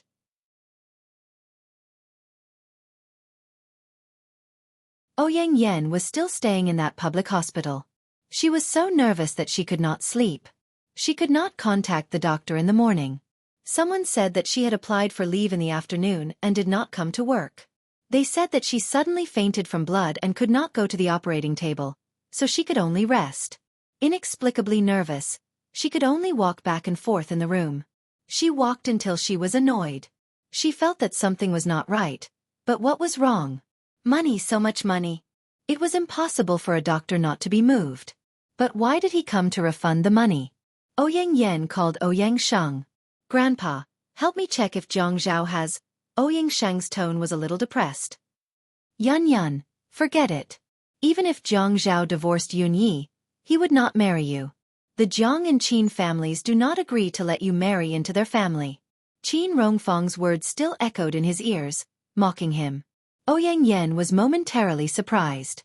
What did Grandpa mean? "Grandpa, I don't want him to marry me. I want him to suffer." "Grandpa, aren't you going to help me? If you don't help me, then forget it. I will think of a way myself. At most, I will fight to the death. Anyway, I have lived long enough. If I see him living so well, I will not be able to live comfortably for the rest of my life. In that case, I might as well die." This time, Ouyang Yan did not cry over the phone and beg Ouyang Sheng to help her. Instead, she hung up. She had to find the attending doctor now and ask him to help her find a DNA test. When the time came, the testimonies of the two people would match. Jiang Zhao would not be able to deny it even if he wanted to. The phone that had just hung up rang again. Ouyang Sheng sighed. Yun, live well. Don't threaten Grandpa with death. I will help you if I can, but there are some ways that are not limited to this. Do you understand? Okay, I know. But as long as we can prove that this child is Jiang Zhao's, Yun Yi will be traumatized for the rest of her life. They will have a knot in their hearts for the rest of their lives. Grandpa, this is what I want now. Ouyang Sheng replied. Okay. The attending doctor is missing. Grandpa, you have to help me find him. High City's airport had fewer flights at this time of the day. But the pedestrians were still busy, and they were reluctant to part with each other. At a corner of the airport, a middle-aged man was pulling his luggage. He was alone, and no one was sending him off. He was in a hurry and was looking around nervously. This man was the doctor who had received Ouyang Yan's check in the morning. He had no choice but to leave. He could not afford to offend Mayor Jiang and his family. He had received Ouyang Yan's money, and he had no choice but to leave. But when he arrived at the bank, he found out that the check was valid. But such a large sum of money needed to be booked a day in advance. Although he did not withdraw the money, he did not dare to stay in High City. Ouyang Yan had recorded him receiving the check, but there was no recording. Who could prove that he had received the check and not the cash? There was a queue at the security checkpoint, and he felt that every second was longer than an hour. The people in front of him did not seem to be moving. He was getting more and more anxious. "Sir, can you let me cut the queue? My flight is about to take off." "Sir, what time is your flight?" "Huh." The person in front of him glanced at the ticket in his hand. "My flight will take off 15 minutes earlier than yours." "Sir, you don't have to worry. You can make it in time." The doctor exhaled and smiled awkwardly. He looked around again and felt that there were eyes looking at him from everywhere. Those eyes were fierce. If they were not treacherous, they were malicious. If not, they were looking at him with schemes that he could not see clearly. He felt that he had fallen into a whirlpool that he could not escape from. There were jackals, wolves, tigers, and leopards everywhere, and they wanted to tear him apart at any moment. At this time, someone patted his shoulder heavily, and the doctor woke up from his fear. A soldier was standing beside him. It was a soldier and not a policeman. The soldier's uniform was neat and upright, and the badge on his military cap made people tremble when they saw it. The soldier saluted the doctor with a faint smile, but said in an irresistible tone, "Sir, we drove here to pick you up. Why don't we leave tomorrow?" At the exit not far away, there were a few soldiers in the same uniform. The doctor suddenly felt his vision turn black, and his legs turned to jelly. The doctor was brought into the military vehicle, and he was so scared that he fainted. "Boss, we found the doctor. Where is the most suitable place to invite him?" "Bring him to his office in the hospital. Don't blow up this matter. It's not necessary." "Okay." The call ended. The next afternoon, Xiaofan took 2 documents and went to the public hospital's obstetrics and gynecology department to find Ouyang Yan. "Sister Yan, are you still recuperating?" Xiaofan stood in the ward and looked at the furnishings. He did not look at Ouyang Yan and asked casually. Ouyang Yan heard this tone and felt like he was mocking her. She held it in and asked, "Fian, why are you so free today?" "Come and see." Xinwu 799. You're tuning in to the Xiaofan's Wuxia Tales YouTube channel. Don't forget to subscribe and join us on this journey to catch the most captivating stories.